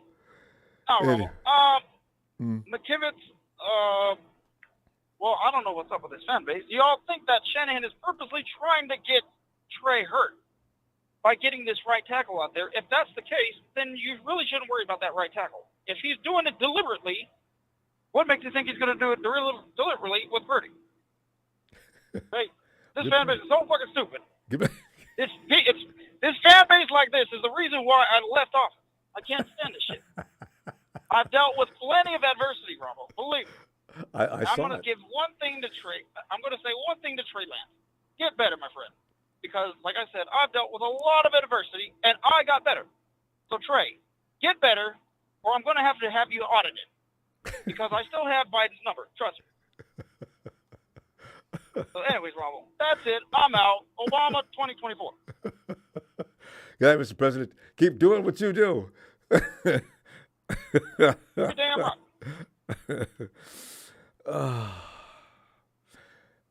Have a good night, Ron. Yeah, good night. Good night, Mr. President. and now to follow the president, now you bring in Marketing Pro? What could he possibly be here? Hold on, Ronbo. Let me get my ass back up here. Marketing pro. You sorry son of a shit. You don't know shit. You live in your mama's basement. You shut your mouth and know your role and Oh, keep kiss your my tighty whities on. Let the Rams Nation now enter the building. Rams Nation. Just kiss my ass, that Rams Nation. You know what I'm saying? Now, Ronbo, shout out real quick to the fam. You know what I'm saying? Shout out to the fans in the chat. Hey, calm down, Roscoe. That's my dog. He hyped up for the football season. You know what I'm saying? Because he's a Rams Roscoe, fan. You know, we hyped he up. recognizes rhetoric. Go ahead. Yeah, let me hear this. You know, Ronbo, I just want to shout you out, you know what I'm saying, because you're the realest, non-delusional, original OG podcast. The 49er fans are in shambles right now because Jimmy G came to town and told Kyle it feels great, baby. You know, you just punked him all week. You know, made Purdy look like a, backup. I mean, Jimmy diced up that so-called juggernaut defense. And some of the experts in the field are saying the 49ers might be overrated, but not me. I think I know you would never do that. Yeah. You know, there's two great dynasties in the West. We've got the Rams, we got the 49ers. And it's going to be fun this year. But now I would like to critique Brock Purdy. There's some concern in my view. I mean, when is Brock Purdy going to show us something? Now, Kyle mentioned something, and I know, Ronbo, you heard. He said, well, the starting position isn't written in stone. What does that mean? Well, now, he said that a couple of months ago. Well, actually, maybe a month ago. Yeah. One thing people should know about Kyle Shanahan, he says things that aren't really all that. They're a little more translucent. He's not. Kyle has to renege and say things and come back and correct it and pretend like he didn't say it, kind of a lot. You know, I really know what Kyle is thinking. What? Oh, dog, I had messed up. I should have kept Jimmy. I should have kept Jimmy G. You know, people. I messed up, dog. No, Jimmy G. And let me tell you, man, Jimmy G came down there, dropped 2 touchdowns. I saw the highlights. He was dicing him up. He even threw at Fred Warner when Fred Warner was asking for the ball. He couldn't get it. So, Brock Purdy, is he going to be the same? Because remember, I mentioned this months ago in Marketing Pro, know the score, from the Big Orange to the Big Apple. I always questioned that injury because Nick Mullins he beat us too. He was looking good. I thought he might be the next. Brett Favre was shouting him out, remember? Yeah. Because he went to his college. And I really thought Nick Mullins was going to be a nightmare in the West. But then Kyle did Kyle things. He injured him. He had the same Purdy injury. He was never the same. And what is the guarantee that Brock Purdy ain't going to hear footsteps? No, he's going to hear footsteps. And I mean, the thing is how he reacts to it. There's no way to know. It's too soon to say we might be able to see something this weekend because the fact of the matter is he is going to be under pressure that he hasn't seen since last year. So we'll see how he reacts to it. He's only going to be out there for a few minutes. But if he freaks out, the alarms are going to go off. Well, the alarms are going off because he's ready leaning towards Sam Darnold. Darnold had that throw on the Raiders to the sideline, and I saw Kyle smiling. Kyle's thinking, I can fix him. See, Kyle's plan is, if I make Sam Darnold win a Super Bowl, I'll be a genius like Sean the Genius McVay. That's his goal. McVay's become the new standard with Rams fans, hasn't he? I mean, some of the things that Rudy has posted up on Twitter are outrageous. So, shout out to Romelia Sports. Rudy be doing his thing, Man. Shout out, But Sam Darnold just might be your starter. And I'm telling you right now, Marketing Pro, you can keep the receipts. All the fans in the chat, keep the receipts. Marketing Pro telling you Sam Darnold might be QB1. Even though I think the kid Trey, just like that Cowboys fan, he was spot on, Trey Lance was sabotaged. And I got the proof. Just like Dick Tracy. What you know what I'm saying? Oh, yeah, let's put a kid in poor Trey Lance. Let's think about it. Trey Lance deserves a chance. That's the new Marketing Pro slogan. You know what I'm saying? Let me tell you, he ain't played football in what, a year? Actually, when Michael Jordan made a comeback, he was rusty too. He wasn't that good when he came back. Trey Lance can't have a bad game. He's a bust. And the unfair thing about that is Trey's under a lot of pressure and a lot of stress. And it's really, he's got to deal with the fact that he's already been allocated as a number 2 or 3, not exactly 2. He doesn't know. That decision is going to be made later. It's going to shatter him forever if Kyle makes him number 3 behind Sam Darnold. This is the thing, if you have any passion for an athlete, this is the worst thing that can happen to him. If he doesn't beat Darnold out and he sits there and he has to deal with the fact that Sam came in here in a few weeks and now I'm allocated to the number 3 spot. I don't know what that's going to do to him, and I feel sorry for him for that. Trey Brady is pissed. Trey's pissed because did you listen to his latest media rant? He said he pretty much said Kyle didn't give him the reps he wanted. Now, before the Raiders game, Trey, his last practice before the Raiders game, got 3 reps. Really? Really, Kyle? And he didn't get many in practice yesterday either, so it's pretty rough on him. So how are you supposed to succeed if you're not even in the competition? You know what I'm saying? Well, yeah. Exactly. See, Well, now on the flip side, we got to go on the flip though. side, you got to. I know before you go, Stetson Bennett under McVay looking like the best QB in the draft, and Marketing Pro told you 2 months ago. No, but he looking like Aaron Rodgers out there, player. He looking like Aaron Rodgers, young Aaron Rudy's been Rodgers. telling me that every day, so I haven't missed it. Oh, did you watch that touchdown pass to the real Samoan tight end? I can't pronounce his name, Telenua or something like that. But Latu ain't it, man. Kyle dropped the ball. He drafted a drunk kicker and a really bad tight end when you guys needed offensive line. So you better call him out, Ronbo. You got to put you got to put the heat on Kyle. McVay number 1. Shout out Ronbo Sports Marketing Pro out. Yeah. Good night, Marketing Pro.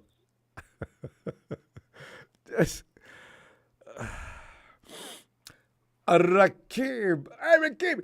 How are you? Rakim, doing fine. The football season's about to get underway. Where were you week 1 of the preseason? I know, right? It's not going to happen again. I couldn't get away.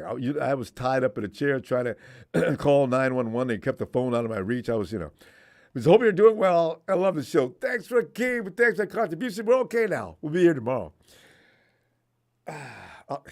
Charles. I said Charles. What's going on, Ronbo?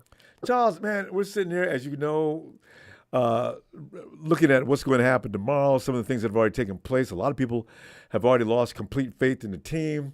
Trey Lance is getting defended and also in the chat being beaten up. So there's a lot of things going on here. Charles, where are you at on this? Any one of these matters, you want to go ahead and jump on it? And what are you looking for tomorrow? And tomorrow's game is which he initially started off tonight's show on. We're going to decide, have you got somebody that you got between the crosshairs and watching them like a bird dog watching for any prey out there to at least look better or what? What are you thinking? Well, yeah, I hate this whole situation happened with Trey Lance. It was it's horrible.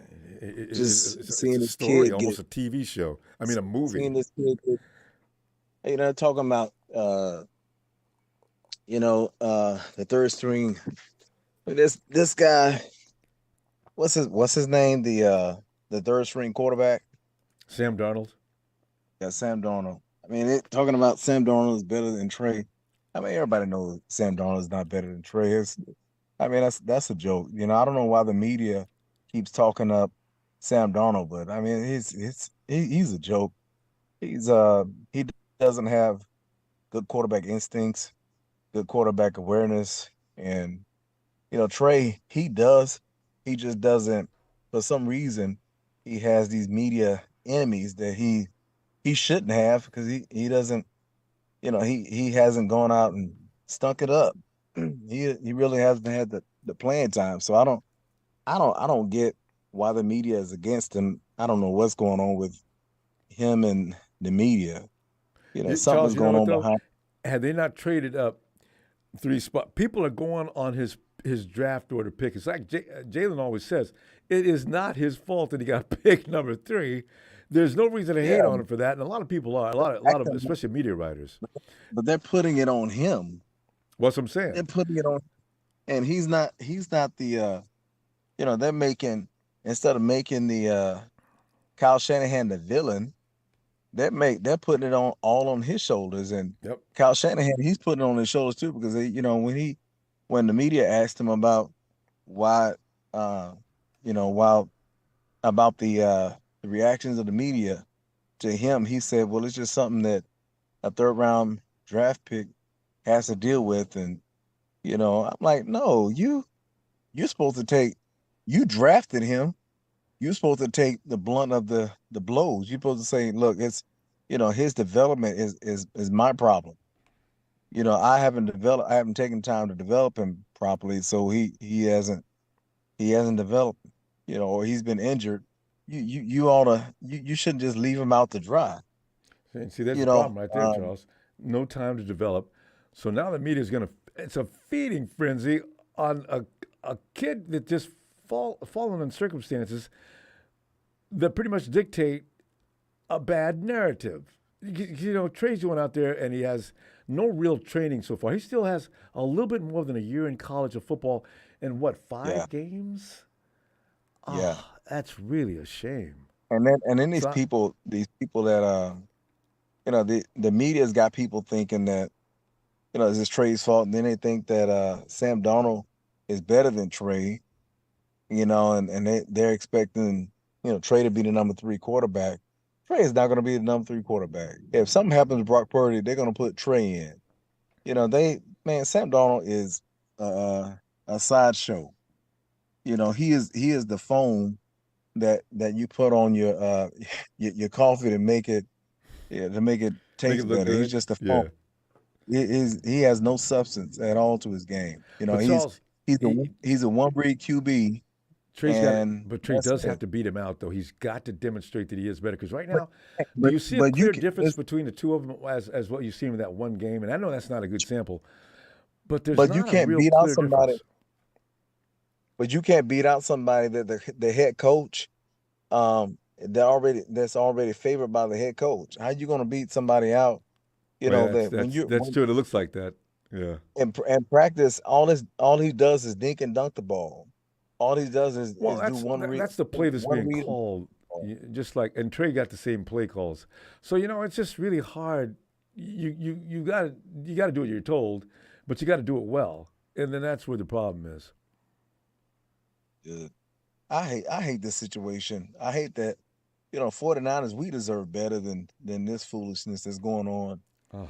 We've been Super Bowl, we've been to the NFC Championship games. With Jimmy G, we've come up short. We don't this season or any other season. We shouldn't be dealing with it. We should if you're gonna name Brock Purdy the starter, name him the starter. But don't all this nonsense that's going on with Trey Lance. Look, and Sam Darnold, they're the ones getting the biggest headlines. Since Brock Purdy's already been saved by the media because they already said, okay, he's quarterback 1. Now, the battle between Darnold and Trey, see, that's all the media wants. Okay, let's do this. Because if it had been Trey battling for quarterback 1, it'd be a whole different conversation going on. Yeah. I think if Trey was white, I think we wouldn't be dealing with this situation at all. I think. Well, I don't know, Charles. There's a lot of black quarterbacks in the league now. That I don't. Well, I mean, I don't know if racism would be into it. Not now. It's too late for that. I say that because I look at the history between African American quarterbacks and Kyle Shanahan, Mike Shanahan. I'm not saying that the whole league wide, but Shanahan's. Yeah, the Shanahans. Why would you? I mean, why would you pick somebody, spend as much capital, draft capital, picking somebody, and then you leave them out to dry? You run them up the middle, and you get them injured against Seattle. Like you don't even want the guy in the first place. Why did you pick him in the first? Now, Charles, wait a minute. Now, see, that's what I was going to ask you. Now, if they really were racist, why would they pick him? And there was what's his name at number 13? Mac Jones was still available. I don't know that's. But you pick him to keep him down. You pick him to keep him to make sure he doesn't block. I don't know. It's just Because you still need to win, though. You got to win. So there's no point in playing that kind of a game with anybody's life if you want to win. I really, this whole thing about getting hurt, I think that's first and foremost the biggest problem. I think they were hell-bent on trying to develop him in the beginning because they had their own reputation was on the line. If you draft him and lose 2 draft picks in a row, first-round picks, you damn well better develop him, or else that really looks bad. So, I don't know about that. Yeah. Well, I'll leave this for further discussion, but I just hate to see this kid going through it. I don't think he deserves it. If anybody deserves the blame, it's definitely Kyle Shanahan. But I'm looking. I can't wait to see these guys play tomorrow. I'm hoping that Brock Purdy gets some time to play. I hope he doesn't do 2 or 3 interceptions like he's been doing in training camp. I hope he plays well, and I hope Trey gets in, and I hope everybody plays well, and I hope we win by 40. That's a lot of points, Charles. But we got to go now. Hey, tell you what, I'm going to see you tomorrow during and after the game, okay? Okay, all right. All right, fam. Appreciate you, Charles. All right. Have a good night. There he goes. You too. And let's get, hey, Tony, of one of the 3 Tonys. Yeah, we got Tony Atlanta, Tony Down Under, and Tony from Hawaii. Have we got another Tony? That's it. Those are 3 Tonys. Ronbo, good evening. Tony. Tony, I've been so preoccupied. Have you guys been playing any preseason games? Yeah, we played tonight. We ended in a 13-13 tie with Cincinnati. It was a good game. A 13-13 tie. Oh, that was you playing. Because I'm sitting there looking, I'm laughing because David Clowney finally got signed. And I didn't see. I see that there's an offensive line problem with the Panthers apparently. Didn't we talk about this last time? Can you imagine? Pick number 1 in the draft to come to a team that hasn't got an offensive line. You're already kind of small, and they don't have they don't have anything to protect you with. Oh, actually, they got a couple good pieces on the offensive line, but obviously it's not gelling well.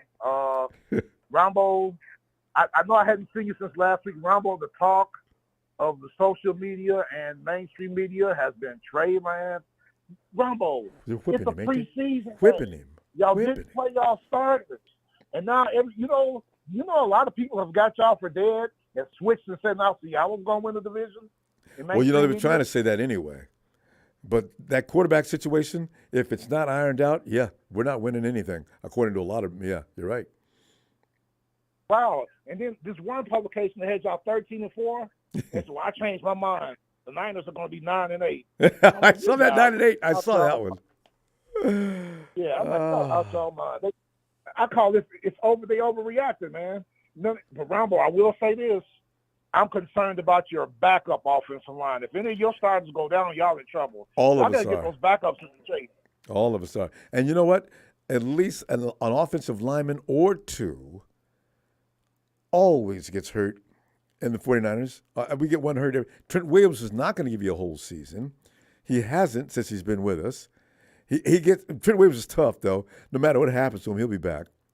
High ankle sprains seem to be his favorite thing to do. Michael McGlinchey's gone, and McKivitz is not. I don't know if he's going to be better than McGlinchey or not now. His protection is a little better. Burford's young, but he should be okay.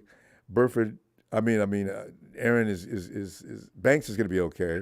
Trent Williams, of course. Brindle's okay. But like you're saying, we can't afford for anybody to go down, and that's real worrisome. Ronbo, I didn't realize, did you know y'all signed Matt Pryor, the former lineman on the Colts? He used to start for the Colts. Yeah. I didn't know y'all had him. Yeah, he's there, and they're saying things about him that make me think, well, Jesus, why? I thought he was supposed to be pretty good at one time. So these guys got to work their way in. But the one that disappointed me when I was watching the game, Ronbo, technically, in my opinion, Jalen Moore should be a starter. Really? Y'all need to get rid of him. Right tackle? I think he should be. Y'all drafted him. When did y'all draft Jalen Moore? 2 years. Well, he 2 was years. a fifth-round pick, 2021. Jalen Moore should be better than what he is. 'Cause Yeah, well, I was getting ready to say seeing him in because he Western needs to be better than what he is. Yeah. Yeah, he's not playing well at all. I mean, really bad. So that's why when you Yeah. just said Jalen Moore should be started, I don't know. You know what's so funny though, Tony? That year that Trent was out and Jalen had to go over the left side, he was every snap after every series, he'd come over the sidelines and Trent would coach him. Now, if he's that coachable, I'm trying to understand why can't it stick? Because Trent Williams had him playing good. Yeah. And Latu is pretty much a blocking tight end, isn't he? The guy you guys drafted. Apparently. In the, because he didn't look good either, Ronbo. But the other cat did. Braden Willis. He had a couple nice catches. Willis can play. He's already won the spot yeah. if they're looking for a third guy. Because Ross Dwelly can't be cut now because of the fact that Latu might end up on the practice squad without any worry about anybody cherry picking him off of it, right? So now Braden Willis, Ross Dwelly, and George Kittle, those guys for sure probably made the team. So I don't know what we're going to do. You guys were the talk of the NFL all week. Trey Lance is a bust. Trey Lance is this. I'm like, here we go. Nobody said nothing about Sam Darnold played well. Sam Darnold had some strong. You know, he played well. I thought he looked okay, but the thing is, they have to find something to talk about. With especially the 49ers, we always have, and the 49ers create these problems every year. Every year since Kyle Shanahan and John Lynch have been there, there's always a quarterback problem. There's always, and they create it by themselves because they go out. Well, rumor is today that Kyle Shanahan has tried to see if he can stop Sean McVay from bringing Matt Stafford to Los Angeles. I said, you know, Kyle, why don't you stay out of sight? Why is it you got to get caught? Everything you do. 49ers are also talking to Tom Brady. How do these things get out? Now they're going to go to work on us. It just goes on and on. We were also in a discussion with Aaron and Rodgers. I mean, we just can't. And, you know, we already got a quarterback, and they're just going to keep going into these conversations. Now I can't imagine what's going to happen next season already. I'm already worried about next season, Tony. God. And when Jake Moody missed those 2 field goals, he missed them bad, too. One publisher said that they took Jake Moody in the 3rd round. They could have drafted that right tackle out of Ohio State, Jawan Jennings, with that pick. But Jake Moody's going to be all right. You know what? That's what Big Show said. That's what a reporter said that. Show, that wasn't original. You stole that from a writer? Yeah, we could have picked up a tackle. Robbie Gould. Okay, Tony, would you have re-signed Robbie Gould? I don't know. The argument in the beginning was he was asking for too much money. Yeah, it all depends on how much. I think y'all could have took a kicker later in the draft. It didn't have to be Jake Moody. I've not heard about anybody else in the draft that's doing a good job as a kicker, though. Have you? And you pay attention to these kind of things a little better than I do, I'm pretty sure. Who else is kicking the ball? I got the top 5 kickers here. Okay, please, give me that. Harrison Davis of Missouri was supposed to be the top-rated kicker, 5th and 6th round grade. I don't know who drafted him. Chad Ryland was taken by New England in the 4th round. Jake Moody was the 3rd rated. Yep, you guys took him in the 3rd. Jake Handesy of Georgia was rated a little bit below Jake Moody. I don't know who took him. And then there's a Syracuse kicker, Andre Schmitz. I don't know who took him. See, so and you never hear about these people. But you hear about Jake Moody endlessly because the 49ers picked him up. They're not saying anything about the New England kicker. He 4th round ain't all that much better than the 3rd round as far as picking up a kicker. If you're going to pick up something in the first 5 rounds, it probably shouldn't be a kicker. But we needed one because of Robbie Gould. The 49ers do a lot of their decision-making behind the finances. You know, it's kind of worrisome. Yeah. And Ronnie Bell looked good. Yeah, he did. Except for that one tip on reception. You got to catch those balls. Yeah, you got to catch that, but he'll catch it next time. I'm loving me some Ronnie Bell. That run he made around the right side, he's tough, too. You can't just bring Ronnie Bell down. I said, whoa, what we got here? Like I said, he would have been a first-round pick if he hadn't tore his ACL 2 years ago at Michigan. He'd have been a first-round pick. It looks like it. Yeah. Yeah. And here's a quote from your boy Cowherd. He said, the Niners have fool's gold, and if they try to make this work, then they have an agenda. He's talking about Trey Lance. You know, he's always got something to say. Yeah. It's picked up, too, in the last couple of seasons. It has picked up, yes. Yeah. But Ronbo Desmond really looked good tonight. He went 7 for 9 for 81 yards. There you go. And he threw an interception. Ronbo, we had like a 12-play drive, opening drive, for 79 yards all the way down the field. And then he threw a pass to Scotty Miller, our number 4 receiver, bounced off his hands, intercepted. Always, so it wasn't Ritter's fault. Yeah, see. The league, I said, there should be legislation passed. If the quarterback hits a receiver and the ball bounces off of his hands, there has to be certain parts of his body. Can't hit him in his chest or on a leg or anything like that.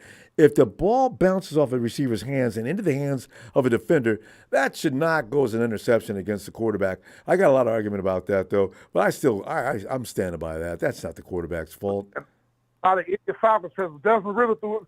Dude, did you see the drive? Did you see the game? The ball, Scotty Miller should have caught the ball. It was similar to Ronnie Bell's. He turned, the ball was there, bounced off his hands. Yeah. But Desmond Ritter threw that pick. We hit a nice drive. Ronbo, Bijan Robinson, his first carry, Ronbo, he hit like off tackle on the right side. Yeah. He ran up off tackle, 7 yards. Then he juked the linebacker for another 5 yards on his first carry. And everybody went, ooh. The NFL Network was talking about it. That's showing prowess. Yes, sir. Yeah. Lance Campbell played. Looked good tonight. Who? Zach Harris and the guy other him out of Ohio State that I love, I told you about. Mm-hmm. He knocked the ball out of the quarterback's hands. That guy's going to be good. Vicious. I saw a tape where Lance Campbell was showing them some tricks. They were out by themselves. See, that's a good thing you got. Man. Yeah. Yep, 6'6", 272. Players are showing them some stuff. I like our defense. Helms, that Alabama strong safety, they had a pick last week, and had that hit I told you about. Mm-hmm. He had another pick tonight. Our backup strong safety had another pick tonight. It sounded good, Tony. I'm telling you. We're going to have to go now, though, Tony. We'll be back tomorrow, and hope we got some time to hang out. All right. You doing your game tomorrow? Oh, absolutely. I can't wait. I've been missing football so much. I will be here tomorrow. And Ronbo, the difference between last week and this week, I will say the negative, we had 12 penalties. Arthur Smith is pissed. Discipline. On the offensive line. That's all discipline. He yep. addressed that at the press conference. Yeah. And I'll talk to you about our second-round pick, Matthew Bergeron. He impressed me more than anybody. All right. P.J. Hill, Ronbo, he's like a solid brick wall playing next to Jake Matthews. That was the pick that Dallas won in the first round, and we took him in the second. Oh, I love Dallas it. took somebody else. Anytime we can take food off of Dallas's table, I love it. Oh, absolutely. I'll talk to you tomorrow, Ronbo. And Dalvin Cook did sign with the Jets for $8.6 million. Wait, who? That's even more pressure on the Jets. Who? And they got problems at those 2 tackle spots, like we talked about. Hey, by the way, you mentioned the Jets. Mims got hurt. Wait, what? Oh, Mims got Detroit cut him today, so he's free for anybody. That's right, Mims. That's right. He got hurt, and Detroit kicked him off or got rid of him. And the Jets got their pick back, their 5th-round pick back or whatever it was, 6th round. Look at that! When it rains, it pours. God. I hope somebody picks up and gives them a shot, Ronbo. Right. Isaiah Oliver didn't look good, Ronbo. He got beat on that out route for the touchdown on the last drive of the first half. Yeah. He didn't look good. I don't know what's up with Isaiah Oliver. Yeah, and I saw what y'all did with Marlon Davidson. Y'all played him at left defensive tackle that whole first quarter. That's why Isaiah knows his work is cut out for him come tomorrow. Yes, so, all right, Tony. Talk to you tomorrow. Well, welcome back, Ronbo. Thanks. I'll see you, Ronbo. I was laughing in the chat tonight at Texas Boy and all them, but we had some there are some comedians. concerns about your backup offensive lineman. There are some concerns. Well, nobody need to be feeling like we all feel the same way about our backup offensive line. Hell, we have some questions about our starters. So, all right. All right, Tony. Well, I'll talk to you tomorrow, sir. Okay, looking All right, forward good to it. Night, Tony. And all right. So, fam, I will be in your face at your place. Mama, love it. Football is back. We can hang out after it and start lying and arguing about what. The thing is, so I do hope Trey's got to look good. I'm starting to feel sorry for him because the thing is, a lot's been dumped on his lap. First of all, you got the thing with Brock. Then they go and they bring Sam Darnold in, and now Trey's under all kind of pressure. Everything he does now has to be hurry, get better, get this done. Don't do this, do this, do this. Wow. So you got to pull for him. Anyway, I'll see you tomorrow. Hopefully everything will come out all right. We'll be smiling. And even Big Show, we said things like, well, I might have changed my mind. I kind of like our team now, and I think our chances are going to improve. But hey, when Big Show says that, it'll be week 9. Ronbo. Ellis. Yeah. Ellis? Yeah, look. Okay. Yeah. No, look, I forgot to tell you earlier. I seen I was checking on the Browns, right? Remember I was telling you Austin Watkins Jr.'s over there, right? Right. We had. Yeah, he's got 15 receptions for 245 yards, and 2 touchdowns in the last 2 games. What? The last game that they just played, he had 139 yards, 7 receptions, and a touchdown. Damn. But that wasn't Deshaun Watson throwing. Who was that? TDR and Kellen Mond. Oh, hey, we were talking about Kellen Mond earlier, and somebody said, "Where is Kellen Mond?" DTR. Dorian Thompson-Robinson and Kellen Mond was throwing in the ball. Interesting. So that's not even with Deshaun Watson throwing in the ball. He's going to be a big target this year, but it's pretty, But I've been talking about him since we drafted him. Ever since we had him, exactly. We're gonna keep an Big eye on him. mistake. All right, fam. All right. Yeah. See you tomorrow. All right, Jim. So you go. See, the 49ers make mistakes. They get rid of the wrong people all the time. And maybe keep the wrong people, too. I don't know about that. Fam, I'll see you tomorrow. Game time. Be in your face at your place. Thanks for the contributions, fam. Really appreciate it. Also, don't forget to hit like and subscribe so we can find you later. All right.